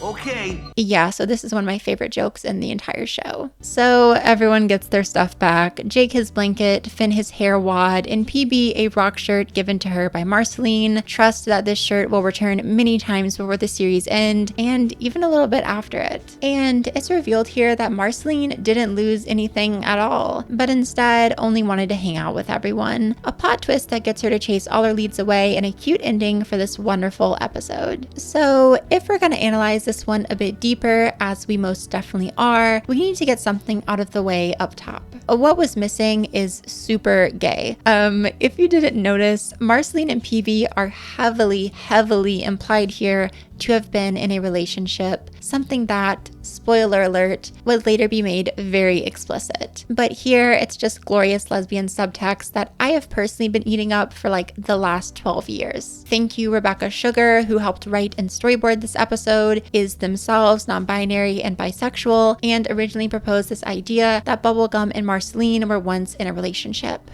This episode created that concept, and guys, it was my queer awakening. Let's be real. This idea of their relationship fits so effortlessly into the already established world of the show that it's honestly hard to believe it wasn't planned from the start. And it lends a real elevation to the stakes, pun intended, and character interactions of this episode. Most importantly, I think, it adds another dimension to this episode's general commentary on relationships with others and love as a whole. A bit of information that's easy to miss here is that everyone has lost something which connects them to a person. Bubblegum has lost her shirt that she got from Marceline, Finn has lost the piece of hair that ties him back to Bubblegum, and Jake has lost his baby blanket, something we might guess connects him to his parents or even to himself as a kid. And while each character cherishes their respective object because of how it links them to someone else, no one can put their differences aside and show they really care about one another for long enough to get those objects back. Whenever we assign objects to people and then remove those people from the equation for whatever reason, we kind of forget why those objects matter so much to us in the first place. Like, okay, here's an example.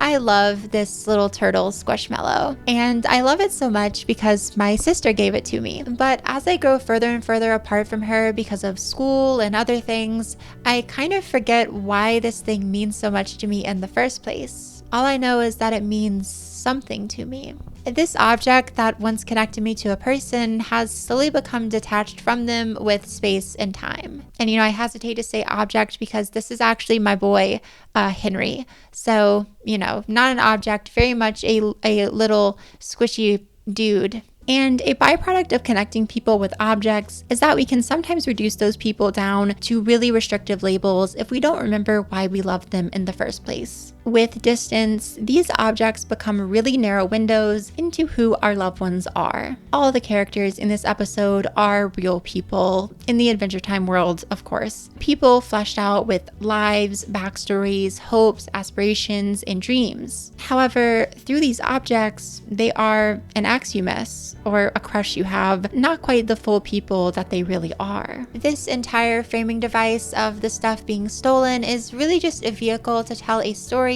about characters who have kind of forgotten why they care so much about one another in the first place and have started to see each other in really hollow ways. And I think that's why in Finn's song at the end here, he asks the question, what am I to you? A joke, your knight, or your brother? Essentially, do you see me as the person I really am, or as what's comfortable for you? Do you see the truth, or do you choose to see a lie? Finn never labels anyone in restrictive terms during his song. He just sings honestly about how much he loves and appreciates his friends, and that's because he sings the truth. The door only opens for the truth, as Finn says, but I think it's actually a little more specific than that. It has to be the truth of these people, a truth that is about love and compassion, the real feelings that they hide for one another. Because it shows us the truth is so often that we love people, and no matter what we might say to them or how we might hurt them, that love is the most powerful feeling there. Honesty is powerful, and so often our honesty is love.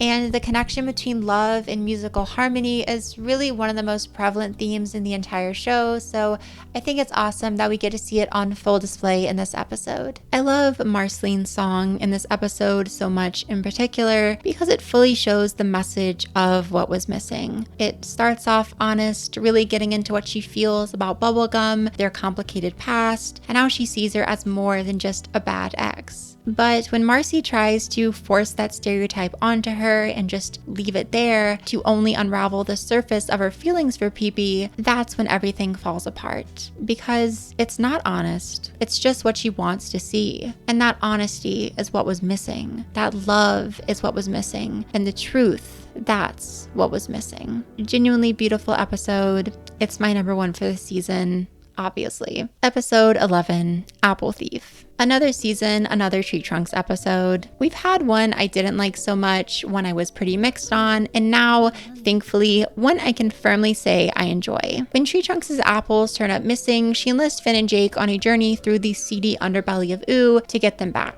This premise allows for some great exploration in a part of the Adventure Time world we've yet to see, essentially the darker side of the Candy Kingdom. And this setting is great, really helping to flesh out the world of the show in a very meaningful way, especially since the Candy Kingdom has so far been presented as pretty much all sunshine and rainbows. We get to see candy taverns, the various ne'er-do-wells of the kingdom, and a full-on underground diamond smuggling operation. And yeah, I should mention that as our leads go further into this world of crime looking for apples, they discover apples is just slang for diamonds, leading to them almost getting eaten by a pig, which I find very funny. And what I find even funnier is that this pig will now remain a secondary character for the rest of the series, so get used to him. Speaking of jokes, this episode has a lot of great ones, from Jake's revealed criminal past. I used to hang out there back when I used to snatch old ladies' purses. To some spectacularly funny Tree Trunks scenes. Where's my dang apples? I'm very happy to see her finally getting the type of funny and charming writing that makes me love her so much as a character. Through a twist at the end, we get the reveal that some local birds have accidentally been dropping all Tree Trunks' apples into her wardrobe, and that's why she believed the apples were all stolen. It's a fine enough twist ending, but the core of the episode is really what does it for me here. That was not intended to be an apple pun, but you know what, I'll take it. Good jokes and a fun mystery make this the first Tree Trunks episode I've fully loved so far, and I feel happy slotting this into the number 20 spot for that reason. Episode 12, The Creeps. I think a pretty good way to distinguish season 3 from the others in the show is by simply labeling it as the scary one, because essentially every top tier classic horror episode from the series gets sandwiched together right in the center of this season. And look, if you know me at all, as I'm sure you probably do after watching me talk for like 3 hours, I'm sure you understand that I love Adventure Time's horror episodes, and I think they are often some of the best episodes of the series as a whole. No, I'm not addressing the cat. I'm not. No, it's my roommate's cat. He was lonely, so I let him in. As you can imagine, in a season full of great episodes, the horror ones stick out as especially wonderful and make up some of my favorite Adventure Time episodes of all time. So to start this kind of 4-episode horror binge, let's discuss The Creeps. The last scary episode, we got a murder mystery on a train, so it makes sense that we now get one in an elaborate haunted mansion. When Finn and Jake ventured to a mysterious party to which they were anonymously invited, people quickly started to show up dead, and it's up to our heroes to discover who among them has been possessed by a ghost and made to murder their friends. I think this is an episode made by its ensemble cast of Finn, Jake, PB, Me-Mow, Cinnamon Bun, and LSP, all of whom get the perfect amount of screen time to make me enjoy their addition here, but never so much as to make me feel they get overused, and I see that more just for Cinnamon Bun and LSP.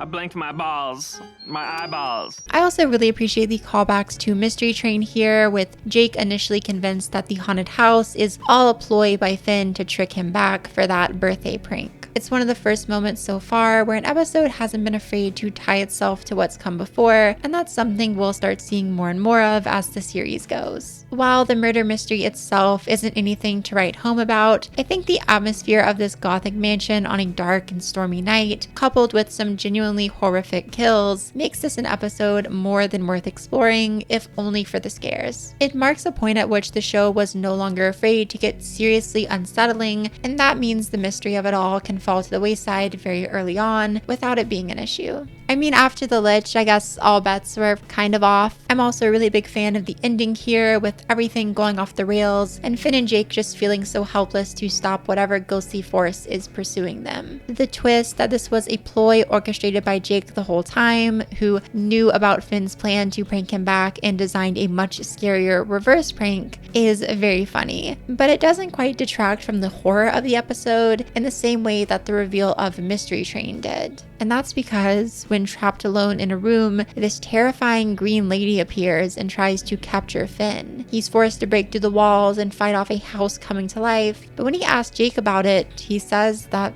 wasn't him. I used to actually have nightmares about this as a kid, like more than I ever did about anything else in the show. I used to have to close my eyes whenever the green lady appeared on screen, and I lived in constant fear that one day she would just show up in front of me and I would be helpless to do anything about it. Today, she's a bit less scary to me, if only because her presence will later be explained in the series. But regardless, she still makes for a terrifying and very unsettling addition to Adventure Time's scariest episodes so far. I see this as a real undisputed classic of the show, one I never get tired of watching, and for me, it lands at the number 7 spot. Episode 13, From Bad to Worse. So I mentioned how certain episodes from this season often take a season 1 style plot and do something more advanced with it, and nowhere is that more apparent than in this episode. Essentially an exact revisiting of the show's debut, complete with a zombie plague sweeping through the Candy Kingdom. And by comparing this episode to Slumber Party Panic from season 1, I think we can really get an idea of what makes this episode so great. First off, we begin right in the action, what little backstory we have for the zombie virus coming a good few minutes into the episode. We also have much higher stakes this time, with Princess Bubblegum, the only character who knows how to create the cure, immediately being killed in a horrific way, marking the second time that's happened to her in the last 2 episodes. This results in a story where we don't really know how our heroes will make it out, and as the title suggests, from there, things simply go from bad to worse. Trying to create a cure, our leads end up morphing the candy zombies into these buff, flying creatures with gorgeous lips, much more threatening characters than the zombies of Slumber Party Panic, for sure. It's also fair to mention here that this is the second horror episode with LSP in a major role, and again, I think she never overstays her welcome here, actually providing a good bit of comedic levity to the creepier story. What can I say? This is really her season to shine. These super candy zombies, as you might imagine, end up really complicating the situation here, as Finn, Jake, and Lady Rainicorn are forced to barricade in a lab where Jake gets bitten. I think the joke here with Jake stretching his arm to avoid the zombie infection is one of the most creative the show could have done with this premise, and it's just always something that stuck with me for how it spins the zombie formula for the Adventure Time world. Jake does eventually turn though and bites Lady, leading Finn to barricade himself in the lab shower with PB's rat, who he learns is named Science. I didn't mention it earlier, but as PB died, she told Finn to take her notes on the cure and, quote,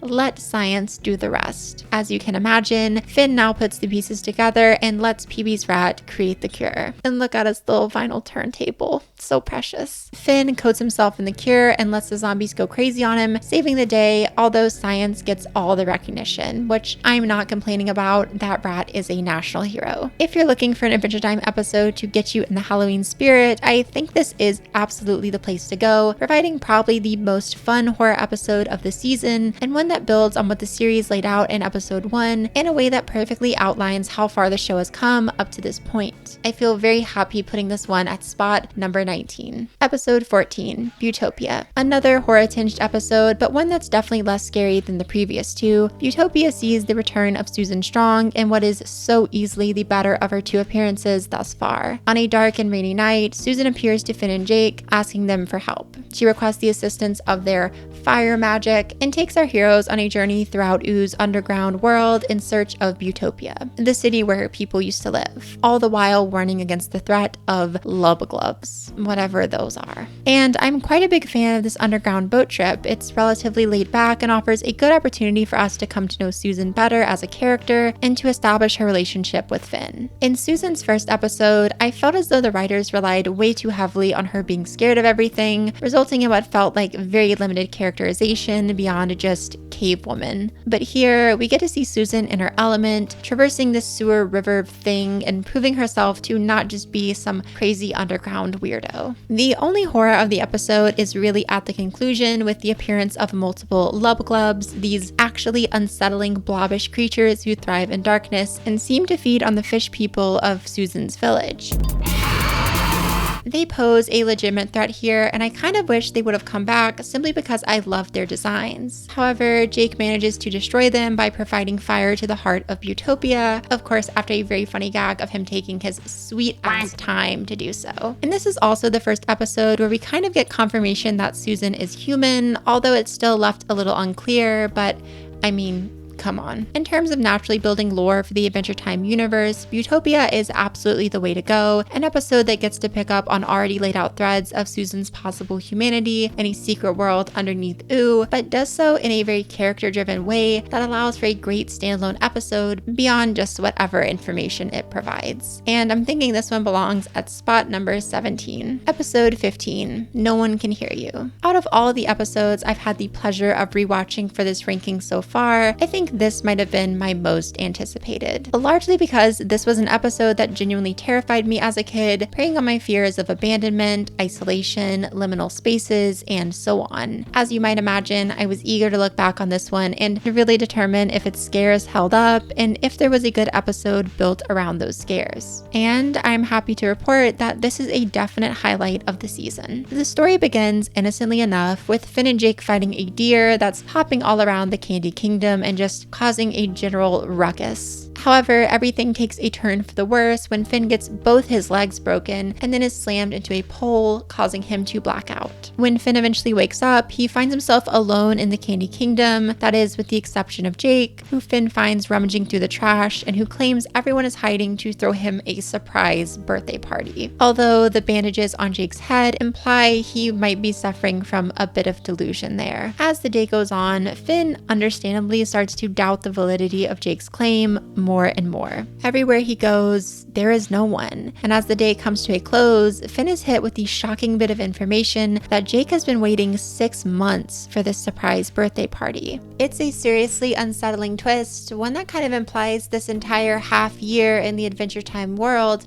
where all our favorite characters were just gone. And that same night, Finn starts to hear something coming out of the sewers, a soft whisper that sounds to him like that of candy people. He tries to rush down to the sewer with the help of Jake, but Jake turns on him, claiming he's spoiling the surprise and cementing this idea that Finn is truly alone, that no matter how loud he might scream for help here, there is no one to hear him. After a clever bit of deception though, Finn does break free, rushing to the sewer only to find a horrific sight. All the candy citizens trapped in what appears to be some kind of sap and slowly withering away. This visual is horrifying, legitimately, and when Jake arrives still talking about his surprise birthday, for a moment I think we have to assume that Jake did this, making it all the scarier that Finn has been treating him as a friend for the past day. But that's not the story here, as the episode decides to do something infinitely more unsettling for its final twist. So if you'll remember, the episode began with a fight between Finn, Jake, and a deer. And that deer has been seen once more, walking around the Candy Kingdom at night, apparently just doing normal animal stuff. But when Finn assumes Jake is responsible for the kidnapping of the candy people, Peppermint Butler is quick to point out that the real culprit is in fact the deer, who promptly stands up on its hind legs, takes off its hooves, and wiggles its weird little deer hands before trying to add Finn and Jake to its creepy collection of people. Free deer! And yeah, this is an episode that's kind of talked about to death in the show for good reason, because the deer is genuinely creepy, delivering a conclusion to no one can hear you that's just as unsettling as the rest of the episode. A quick fight with the deer and some help from Jake gives us a pretty upbeat return to normality at the end, but I don't think it's enough to really stop me from being terrified that the deer might still return after this point. It doesn't, but Lord, if it isn't a creepy character. Made all the more terrifying by the fact that between all the villains of the show so far, the deer might be the one who's done the most damage and who has come the closest to actually winning. Look, it's a very creepy episode, that's undeniable, but what really matters to me here is that the creepiness serves a legitimate purpose. This is an episode where Finn must truly save the day alone, and it puts his skills to the test in a manner we've never seen before, doing it all to great effect. That alone would make this episode one of the more instantly iconic moments of the show to date, but the disturbing visuals and story are just icing on the cake that elevate this one to new heights. I'm gonna put No One Can Hear You at spot number 12. Episode 16, Jake versus Me-Mow. And now I think we've reached a dividing line in the show, for me at least. I guess I started watching Adventure Time premieres more regularly with Jake vs. Me-Mow or something like that because I remember eagerly anticipating pretty much every episode from here until about season 6. I can vividly recall when these ones came out, and the episodes we're going to explore over the next few seasons are probably the ones I have the fondest memories of for that reason. And that's not to say that everything we've covered so far doesn't hold a very special place in my heart. I mean, every episode we've talked about here is one that I used to watch all the time on reruns, but those episodes are kind of like classic Adventure Time to me, while everything we're going to cover from here on out feels somewhat new. I probably amn't making a lot of sense here, but this just felt like something worth mentioning. I don't know if anyone else feels the same way. Please feel free to leave your own thoughts in the comments below, but I really say all this to drive home the fact that we are firmly into the show, hitting on all levels, and the upcoming episodes we're set to explore are going to be some of the greatest. And boy, is Jake vs. Me-Mow no exception. This episode takes place in the kingdom of Raspberry Princess, kind of an underexplored character at this point in the show, who has a great moment in the spotlight here. And Jake and Finn have been summoned to her kingdom to protect her against a would-be assassin who announced their arrival with a note. How nice. While Jake is eating one of Raspberry Princess's meat pies, he discovers that assassin, a little cat named Me-Mow. Now, Me-Mow is notable for being a fan creation. As the title card suggests, a young fan created a cartoon of Jake fighting off against this character called Me-Mow, and the showrunners decided to make a whole episode about the adorable and evil kitten. Me-Mow is also notable for being terrifying, as she immediately threatens Jake with death by poison if he won't kill Wildberry Princess for her, crawling inside Jake's nose to keep tabs on him. The bulk of the episode, as you might expect, is Finn with Jake trying to get Me-Mow out without being poisoned, and my biggest complaint here is probably how quick Finn is just to doubt Jake is telling the truth about Me-Mow after a lullaby gets the cat assassin to sleep. That part of the episode, thankfully, doesn't last for too long and leads into a great fight between Finn and Me-Mow that plays up the size difference for some cool animation and a legitimately interesting action scene. Just as all seems lost with Me-Mow destroying the antidote and Jake dying of poison, Jake is able to survive by growing his liver to 51 times the size of a normal dog, giving us big liver, which, I mean, is always going to be a plus. Big liver, yeah! I think an episode introducing an entirely new character, much less a fan creation, has kind of no right to be as good as this. What the Adventure Time team are able to do with Me-Mow in only like 10 minutes makes her one of my favorite minor characters in the whole show we've seen so far. And while this is more so an action and suspense episode than one that really provides any type of lesson, I still have to rank this one solidly for just being a joy to watch. Jake vs. Me-Mow is gonna land at my spot number 18. Episode 17. Thank you. Adventure Time side characters have always been a real staple of the show, and on occasion, they even manage to steal the spotlight from our heroes, as we kind of just saw with Me-Mow. But never before have we gotten an episode all about secondary characters. And Thank You changes that. This episode provides us with a beautiful story of a snow golem as he befriends and tries to care for a fire wolf. As their names might imply, these two characters seem almost elementally opposed to one another, and that might lead you to expect a very by-the-numbers episode, one that definitely doesn't deserve the status of Adventure Time's first ever episode without major focus on Finn and Jake. But what we find in reality is possibly the most heartwarming and cozy chapter of the show yet, a truly beautiful peek into the lives of two very minor players in the story of Ooh. One of my favorite episodes ever, and another perfect episode of the show. When our snow golem is out on a grocery run through the forest, he encounters a pack of fire wolves who attack him. Afterwards, however, he notices one of their pups is left behind and can't shake the dog from following him home. After seeing how harsh the elements are for this little pup, the golem decides to let it stay the night, of course resulting in some great scenes of animation with the pup messing up the golem's house and the golem trying to entertain his new guest. And I suppose this is as good a time as any to mention this episode has basically no dialogue, with neither of our characters really being able to speak. You might expect that to get boring, but it really never does thanks to a wonderful control of visual information on screen. I never once feel the need for dialogue, and for an episode that explores so well the beauty of love and compassion, I think dialogue would truly just serve to take away from the indescribable feelings on display in Thank You. The morning after the pup's sleepover, our golem goes on a mission to return the missing firewolf, one that is obviously a little challenging for him. However, since he's developed such a strong bond with the pup in so little time, our snow golem powers on, reuniting the doggy with its family and descending back down to its own snowy domain. On its way back home, though, the fire pup returns, giving us just the happiest of conclusions with our main pair reunited and enjoying each other's company. While I failed to mention it before, there's also a small side plot here involving Finn, Jake, and the Ice King. It's only a few scenes long, but tells the story of our heroes trying to break into the supposedly invincible armor of Ice King after he's stolen their sandwiches. It delivers some really great comedic moments, and even this weirdly musical and on-beat line delivery.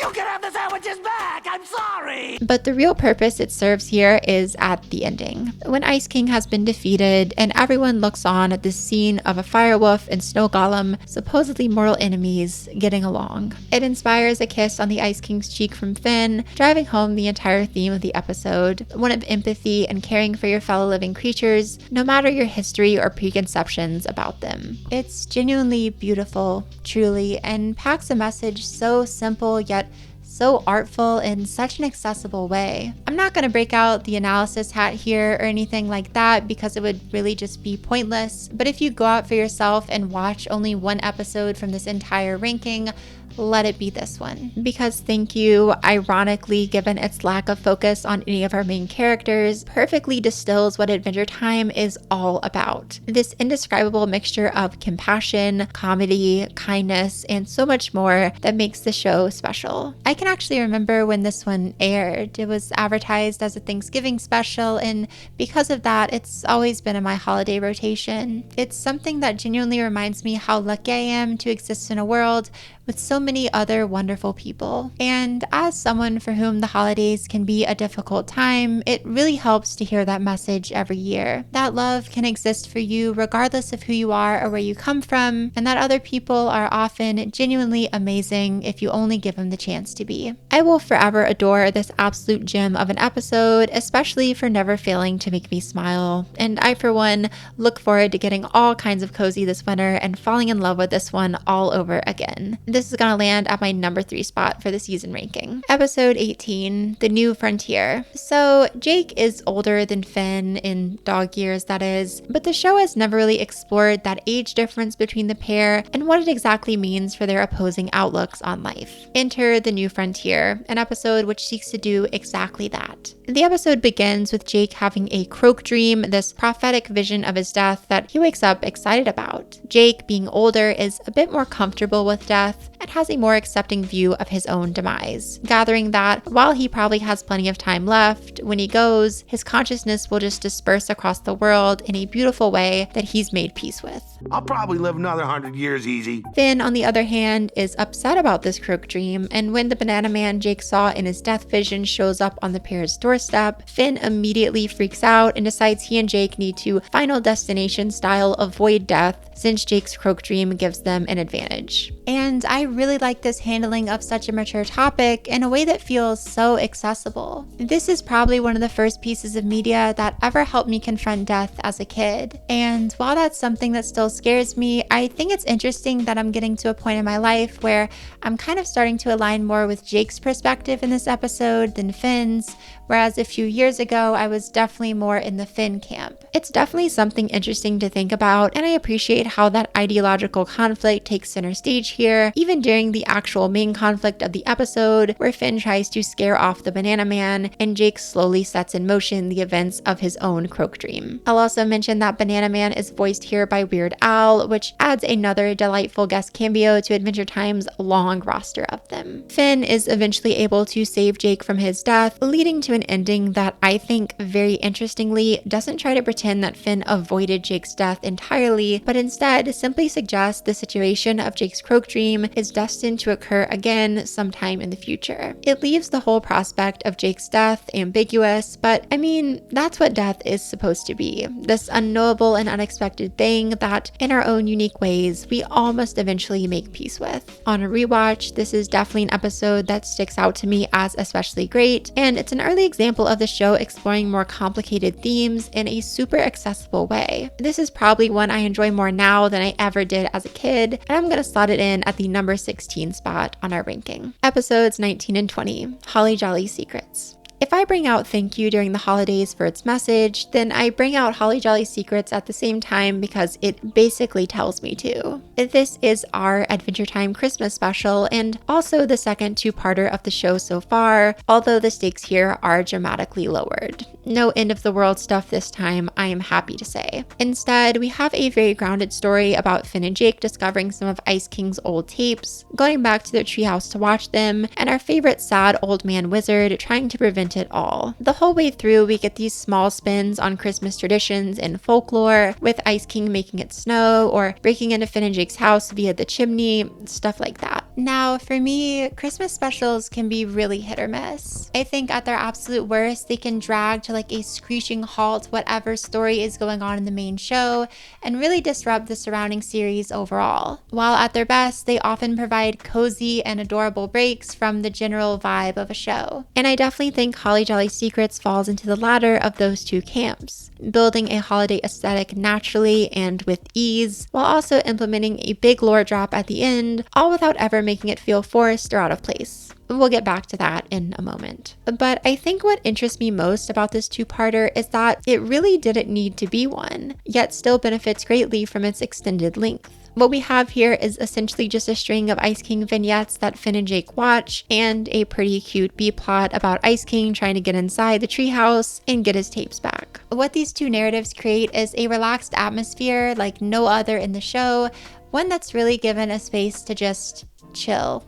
Pun intended, obviously. This episode is the opposite of stressful and just provides really funny scenes of the Ice King being bizarre and really cozy scenes of Finn and Jake together watching his antics. I never want to leave this episode, so you will never hear me complaining about its length. And while I think the relaxed vibe of the whole thing is never disrupted, I would say the reveal of the last tape is more than a little shocking and unexpected, especially if you're a first-time viewer. While all the other tapes are of Ice King at his house just being bizarre and depressing, the final tape is different. It starts out as footage of just a normal guy named Simon, and while we don't initially know what's going on here, the pieces start to fall into place when Simon reveals the Ice King's crown. Through subsequent clips that skip through time, we see Simon slowly corrupted into the Ice King. We hear of his fiancée leaving him, of something big on the way that he says the crown will protect him from, and that's about all we get. A shocking reveal that this villain we might have once assumed was just some random wizard actually had a normal life once. And what's more, that somewhere inside him, he's still human. Ice King is quick to bounce the episode back to its comedic style, Now you know my secret. That I used to wear glasses. But it's hard to just move past that shocking reveal. And I think the episode understands that, with the ending taking on a much sweeter tone as Finn, Jake, and the Ice King all exchange presents and vow that once a year they'll all meet up with an assortment of friends to watch tapes together in the coziness of the treehouse. It provides yet another episode this season that speaks to caring about others and seeing people as not just one-dimensional cutouts of their true selves. For once, we see Ice King as a character with a lot of depth, and that type of empathetic messaging is really what this whole season is about. Remember that this is a series about Finn growing up, and an essential part of aging is really interrogating these ideas we have about people as black and white, good or bad, friend or enemy. While the first season might have played into some of those restrictive ideas, it's becoming undeniable now that the show is aging alongside Finn, and officially trying this season to humanize more than strictly uplift or vilify. A Holly Jolly Secrets is a wonderful example of exactly that, easily one of my favorite pieces of Christmas media out there, and one that gets right down to the core of what the holiday should be about. And for that, it lands at number 8 on my ranking. Episode 21, Marceline's Closet. We've had a lot of episodes in a row now that have been kind of heavier than usual, whether that be in our discussion of them, their subject matter, or just in the big reveals they dropped on us. So I think we're more than overdue for a break from all that everything. And luckily, that is exactly what we get with this episode. What I think is probably the funniest one we've covered so far, and a major return for our favorite vampire queen. So previously, I've called 2 episodes perfect in the series as a whole. What Was Missing and Thank You, both of them emotional heavy hitters that you can't really deny the genius of. And while I really don't want to overuse the term perfect here, I would also dub this a perfect episode of the series, but for much different reasons than those other 2, mostly just because it's very funny. We begin on a great setup. Finn and Jake traveling to Marceline's house to have a jam session. And I love the implication here that everyone from What Was Missing sometimes get together and play music. That's really sweet. Do you think it's right for Marceline to invite us to jam without Princess and Me-Mow? Finn plays a little balloon music. It's the future apparently, and then the pair read a note from Marcy on her door, warning them to not go inside her house. In an effort to pass the time, Jake attempts to purge the desire to enter from his heart in what I think is a pretty funny callback to the pilot short of the series. When that doesn't work though, we instead get a game between our boys, which is basically hide and seek, and despite Finn specifically telling Jake to hide away from the house, he still sneaks inside, giving us another hilarious gag, with Jake pretending to be Finn's reflection, even when Finn goes inside to confront him. In the middle of all this, Marcy comes home, and Finn and Jake hide in her closet, laying out the entire episode to come. Automatically, this begins to feel like a massive invasion of privacy, with Marcy using the bathroom, picking her nose, which has really become a reoccurring thing for her, and then deciding to lay down lyrics for her most personal and emotional album, one that no one can ever hear. Of course, this whole time, Finn and Jake are just dying of embarrassment in Marceline's closet, and I love how it creates this never-ending spiral where the more private stuff Marcy does, the worse it would be for them to reveal themselves, but also the longer they don't reveal themselves, the more private stuff she does. It becomes this paradox of embarrassment, which is very funny. And while I remembered a lot of the gags here from watching this episode as a kid, I loved all the ones I'd forgotten just as much. From Finn and Jake laughing at their own voicemail when Marcy tries to call their house, to this elaborate scheme Finn has to fly a paper airplane down the stairs, have it cook and eat some eggs, and then fly back upstairs to lay out a message in front of Marcy. The funniest part is that the egg stuff basically goes off without a hitch, and then the plane just lands in the trash. And the greatest part of this episode is, of course, the ending. Finn tries to sneak out and just straight up sees Marceline naked, leading to a pretty good joke, but the real highlight is when Marcy goes to sleep and our boys try to sneak out silently. Jake getting bit by a spider and having to quiet scream always makes me just die with laughter.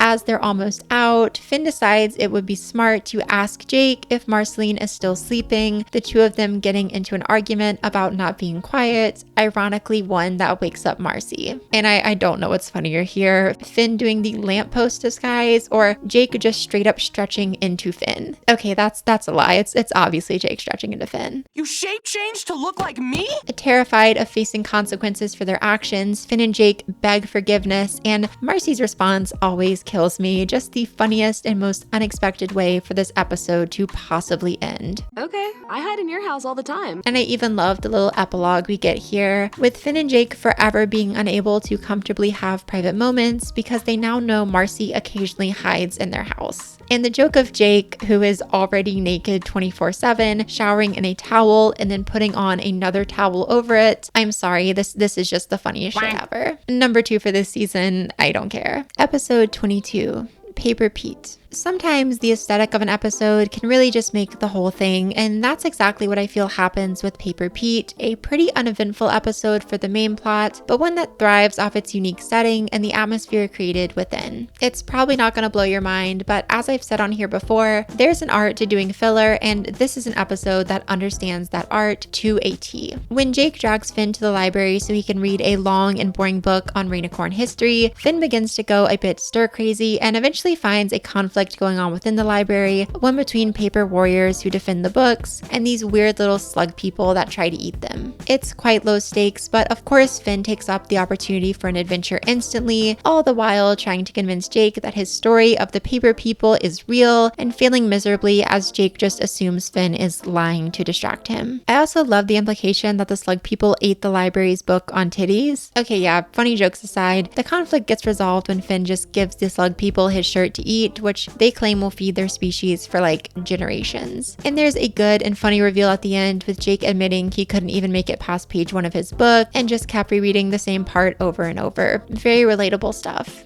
Don't tell lady. It also gives us a hint that maybe Jake wouldn't exactly be the best father. Something to keep in mind for the future. Dude, I am so sorry. The highlight of Paper Pete is definitely the library where it takes place, a really funny setting that gives the episode this vibe of small-scale adventure, of which I am quite the fan. I always enjoy the bigger episodes of the show with multiple settings and cool characters, but there is something so comforting about these more bottle-style episodes that allow you to really sink into a space. I'm gonna put this one at the number 21 spot. Episode 23, Another Way. To tell you the truth, I've always been a big fan of this episode, ever since it premiered all the way back in 2012. I love the surrealist humor, the beautiful forest setting, and especially the heartwarming message, but it was only on a rewatch for this video that I was able to truly appreciate how great of an episode this really is. Part of the credit for that reevaluation definitely goes to the Ample Samuel channel, which released a great analysis of this episode while I was in the middle of writing that you should absolutely check out if you want to learn more about the deeper meanings here. But this is essentially a Finn episode, one of the best we've had yet, and really the first one to center solely on Finn, with none of our reoccurring characters, not even Jake, showing up for more than just a few scenes. The episode starts in the aftermath of an adventure with Finn and Jake at the treehouse having their injuries nursed by a group of clown doctors who Jake hired because of course he did. While some people say these nurses ruin the episode because they're creepy, I find them to be just such a funny idea, made all the better by their bizarre, disturbing nature, especially in this nightmare sequence of Finn's. And it's actually these nurses who set in motion the plot of the episode, with Finn suggesting he and Jake go out and find a magical cyclops with healing tears, and the nurses instead claiming that the boys need to stay in their care as it's the only way to get better. And that phrase, another way, really builds the core of this entire episode, as Finn repeatedly tries to fight against what others tell him to do, constantly pushing for another way. His own way. Upset, Finn leaves on a quest to find the Cyclops himself, leaving behind a very passive and uncaring Jake, who I think it's pretty safe to say is just faking his injuries so he can be taken care of by the clown nurses. And with Finn getting into the wilderness, the episode starts to play out as you might expect it to. Finn encounters various paths or situations where characters tell him he has to handle everything one way, and then Finn lashes out at them, fighting for his own path. It's a pretty good setup for a kind of generic message about doing stuff in a way which is unique to you, but the episode takes a really great turn about halfway through when Finn doing everything his way results in the injury of an innocent person. This marks the moment where the hyper-individualism that Finn has championed the whole episode shows its ugly side, leaving our hero questioning what is even right and whether he should find his own way or simply go with the flow of others. And I love the visual of a river with multiple paths here. The implication being that Finn has chosen the hardest path for himself, while he could have easily took another way if he'd have just taken the time to listen and respect other people's advice. There is a little bit more to this symbol, but we'll circle back to that in a second. So it's at this moment of complete defeat for our hero when the Cyclops reveals itself, challenging Finn to a fight and forcing its own way upon him. And I think seeing firsthand the damage of someone unfairly inflicting their way onto others helps motivate Finn into action, because he then defeats the Cyclops and goes to make things right with the people that he's hurt. What I think Finn learns here is that everyone has their own way, from Cyclopses to living bushes to small little elf people, and that's totally fine. But what's not fine is when someone inflicts their personal way upon you. At the end of the episode, Finn gets some serious karma and basically sees a reflection of himself filtered through the episode's antagonist. It's at that moment that Finn finds a balance, one between doing everything in his own way without a care in the world for others, and being conscious of other individuals and their own ways of moving through the world. In my view, it all goes back to the symbol of the river here. Sometimes your path to a goal will be tough. It might even be a path that seems harder than any other. And no matter your reason for taking it, you might feel a bit of resentment towards others who get to the same goal in a different way. But you should never let it get to the point that you impose your own path on someone else. What works for you might not work for them, and vice versa. Everyone has their own way, and that's all right. Seriously though, this is a real gem of the early series, and sadly one that I think is often overlooked because of its surreal animation and bizarre storytelling. While it's easy to look at episodes like What Was Missing or Thank You and say they're great because they're relatively grounded for the Adventure Time world, I find it really sad that people just write off certain episodes as the weird ones and never give them any more thought. If Adventure Time has shown me anything, it's that touching messages can absolutely coexist with some of the most bizarre shit ever conceived. That's exactly what we have here, and that's exactly why Another Way earns my number 11 spot.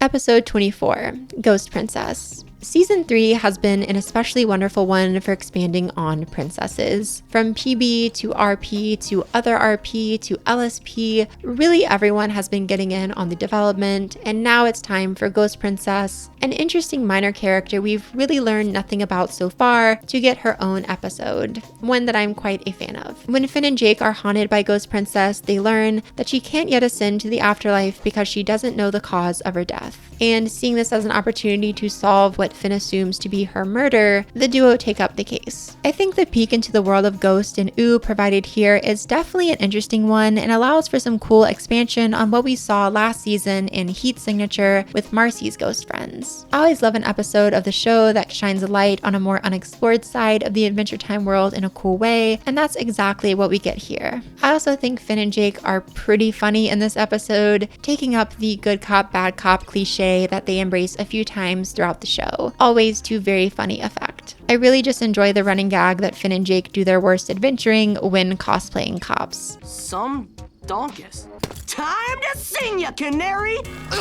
And this is a great example of that, with the duo basically solving nothing, only stirring up problems, and almost abandoning the case entirely when Ghost Princess decides she wants to say a ghost with her new boyfriend, Clarence. Finn and Jake really only figure out how Ghost Princess was murdered by absolute accident after Jake goes grave looting off screen, and they realize a knife they discovered has half of Clarence scratched onto it. Investigation into Ghost Princess's grave turns up the other half, and we get this cool little flashback to Clarence murdering the, at the time, warrior princess, the love of his life, in battle. With her death revealed, the Ghost Princess starts to ascend to the afterlife, but it seems as though it will have to be without Clarence, who she forgives and tries to take with her, but can't do so since Clarence doesn't know the cause of his own death. This conflict is very short-lived though, with Jake remembering Clarence from the time he witnessed him explode after eating too much like Cheese Whiz. It's very bizarre, pretty funny, and brings the episode to a close, also resolving a running subplot here about Jake not liking cheese on his hot dogs. Overall, I like the angle Ghost Princess gets explored with here. It's one that allows for the exploration of a cool new environment, and also one that gives her character a legitimate ending. Like, Ghost Princess won't appear again in the main series. She's actually ascended to the afterlife here, and I think it's cool to give a character closure like this. Nothing too special in a season full of great stuff, but I like this episode enough for it to land at spot number 23.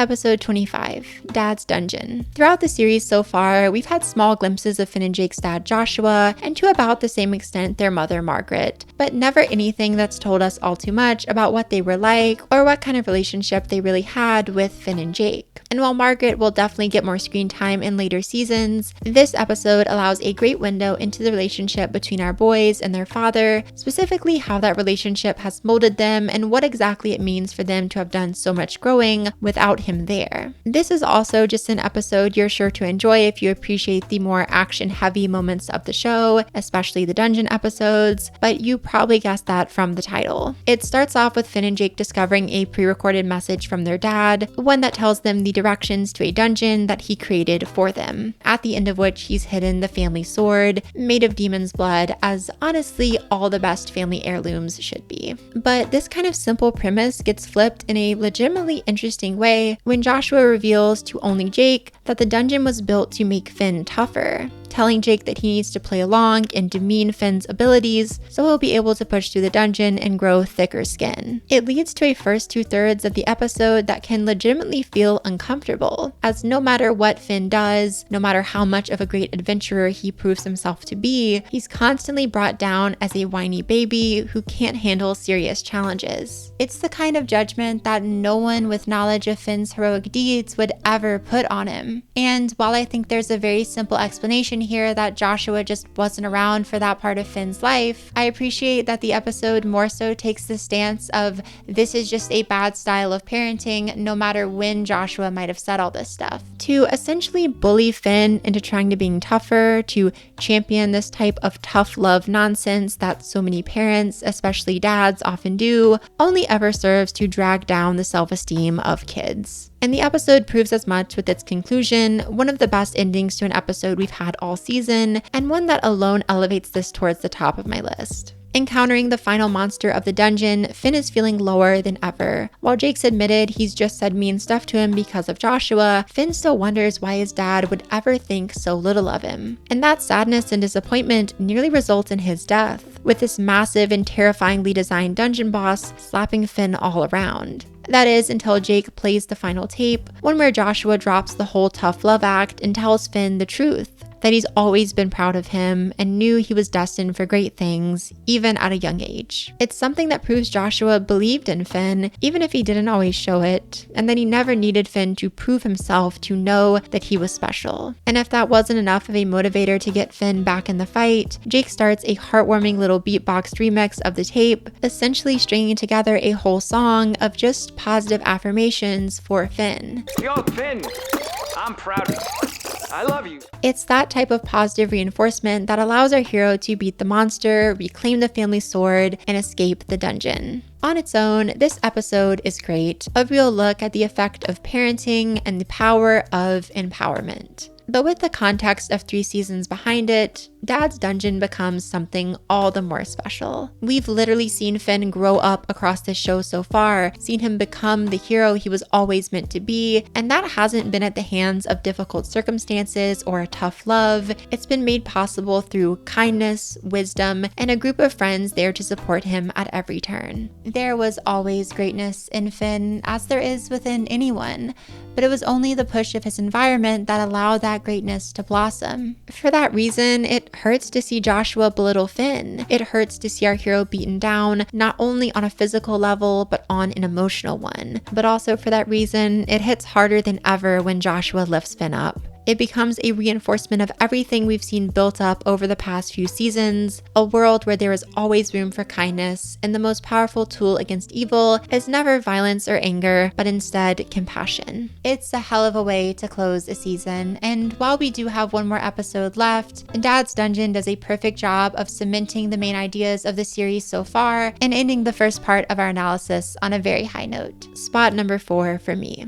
Episode 26, Incendium. And so now we reach the end of season 3, and I'm happy to say this is far and away the best season finale we've had so far, one that leaves you wanting for more and beautifully sets the stage for stories to come. At this point in the show, Finn's weird crush on Princess Bubblegum has reached its boiling point, pun intended, as we'll come to see, and Jake, seeing Finn in a weird depressive state, decides he must go out and find a new love interest for his brother, maybe this time one that's actually in his age range. Putting on his adorable little booties, Jake sets out, eventually stumbling across Flambeau, told you he'd come back, who suggests the Flame Princess as a good match for Finn, that's his same age. So Jake journeys into the Flame Kingdom, giving us another great excuse to explore the world of the show in a big way, with one of the most unique kingdoms finally getting some screen time. It also helps that Jake is very funny here, trying to convince the Flame King to give Finn a chance at dating his daughter by whatever means he can. And I would be very silly not to mention that the Flame King here is voiced by Keith David, who is literally one of my favorite actors ever and has major parts in classic horror movies like The Thing and They Live, not to mention an appearance in Jordan Peele's Nope, which already makes him a regular on my channel, and an extensive history of voice work, from the villain in Princess and the Frog to the cat in Coraline to the president on Rick and Morty. He's really done it all and is such a wonderful addition to the cast here. This man's voice is genuinely transcendent. But Jake attempts to wow him with various on-the-spot gifts. A water bottle, a remix of a sad song Finn sung earlier in the episode, and the Flame King's favorite thing in the whole world, a koala bear.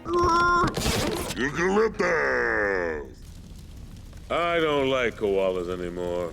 However, it's only when Jake's stretchy likeness of Finn turns on him that the Flame King delivers his blessing, saying that only such a violent act could prove Finn worthy of his evil daughter. And yeah, this is the catch here, that Flame Princess is supposedly evil. Jake tries to break off the relationship and has to book it back to the treehouse for a final altercation between the real Finn and Flame Princess, one that starts off in hostility but ends with Finn now crushing on someone new, setting in motion our first real relationship for Finn so far. And this is truly such a great place to pause our series ranking for now. Over the past 3 seasons, as I've said time and time again, Finn's story has been one of growing as a person. From the immaturity with a heart of gold we saw in season 1, to the often painful lesson learning of season 2, to the more somber young adult wisdom we've seen across season 3, it's been a true evolution of character that's wonderful to watch. But possibly the biggest catalyst of Finn growing up will be his first relationship, one that leads him to learn probably the most valuable lessons he ever does about maturity, acceptance, and love. And this episode is where the first seeds of that relationship are planted, making this one hell of a crushing cliffhanger, but also a really poetic end to what is kind of the first era of this show. And I'm more than happy to slot this episode at number 9 to round out our ranking of season 3. Season 3 review. Well, it should come as no surprise that this is my favorite season of the show we've covered so far. Every single episode here is genuinely special in its own way, and I really do stand on what I said about the best 3 episodes this season being perfect. Like, I dare you to say something about it. Please, please let me write a paragraph about why Marceline's closet is a perfect piece of art in the comments. The character development of this season alone needs to be studied in universities. From Princess Bubblegum getting transformed from a bit of a cool, mysterious princess into a fully fleshed out character grappling with the burdens of running a kingdom and mourning a childhood that she never had, to Marcy becoming more vulnerable than ever before, with past memories, private moments, and a powerful song slowly melting away the impenetrable persona we've known her for up to this point, to Jake subtly growing more into a protector role for Finn instead of just being a bit of a lazy older brother, and of course to Finn. Where do I even start with Finn? This season alone, we've watched him affirm the love he holds for his friends with one of the greatest songs of the show, reconcile his relationship with his father to defeat his most challenging dungeon yet, learn the value of finding your own way and the wisdom of respecting that of others, explore what it means to save the day entirely alone, confront some of the scariest sights in all of OO, deconstruct his relationship and semi-obsession with Princess Bubblegum, and then start his first ever romantic relationship immediately after. It blows my mind how much we've seen Finn evolve this season, and it's even more amazing that it's never once felt rushed or unbelievable.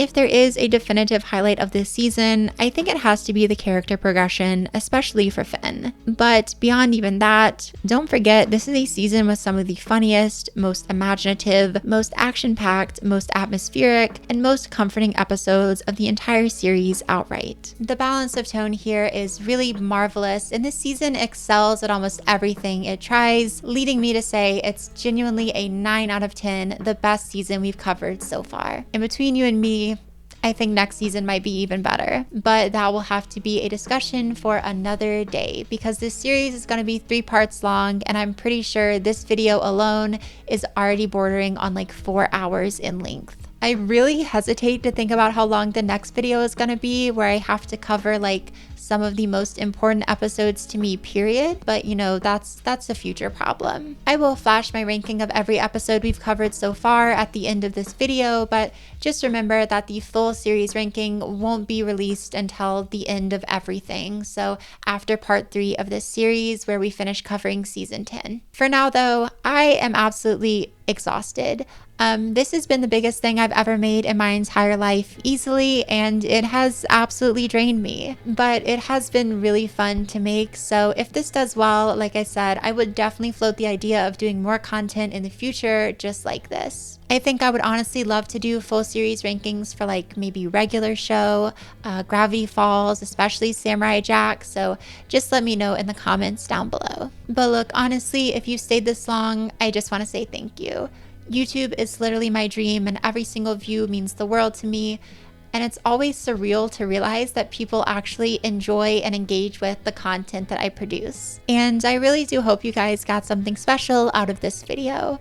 Hi all, back again like I said I would be. This is Ellie from the future, which will be the past when you guys see that, but you know, whatever. So look, I've made it no secret that I worked my ass off on this video, plain and simple. What you've just watched has been months and months of work, rewarding work, but hard work, made even harder by the crazy balancing act I've had to perform while completing it. And while I'm really proud of the work I've completed here, it did get really hard to focus on this project at points. I found myself dealing with a lot of negative thoughts about what if no one watches this? What if everyone thinks it's boring? What if someone else makes this video first? Etc, etc. And every time I come back to my community here, to all of you wonderful fans who say genuinely the nicest things to me on a daily basis and motivate me to create the art I want to see on this platform. Many of you have stuck with me through a sea of eclectic videos that I've made, commenting, watching, liking, sharing the whole way through. And I just don't know of a fan base on this or any other platform that is as amazing to create for as you. I've made it no secret that I work a lot outside of this channel, and in addition to attending college, YouTube takes up about every second of free time I get because this is a one-person operation. I'm writer, editor, voice, face, everything. And this is just a tough platform to find success on. I feel so lucky to be in the position I am, but even then, I'm a fairly small creator in the face of the wider YouTube world. All that to say, it can occasionally feel like a thankless job, but what keeps me coming back to YouTube isn't the recognition, it definitely isn't the work-life balance, and it sure as hell isn't the money. It's my audience and the way you all help me fulfill my creative spark. Making videos on here is one of the main things in my life that keeps me sane, like genuinely. So sorry if this is a bit of a repeat of what my past self has already said, but I just wanted to extend on what is my ultimate passion project, the biggest thank you I possibly can to everyone who has ever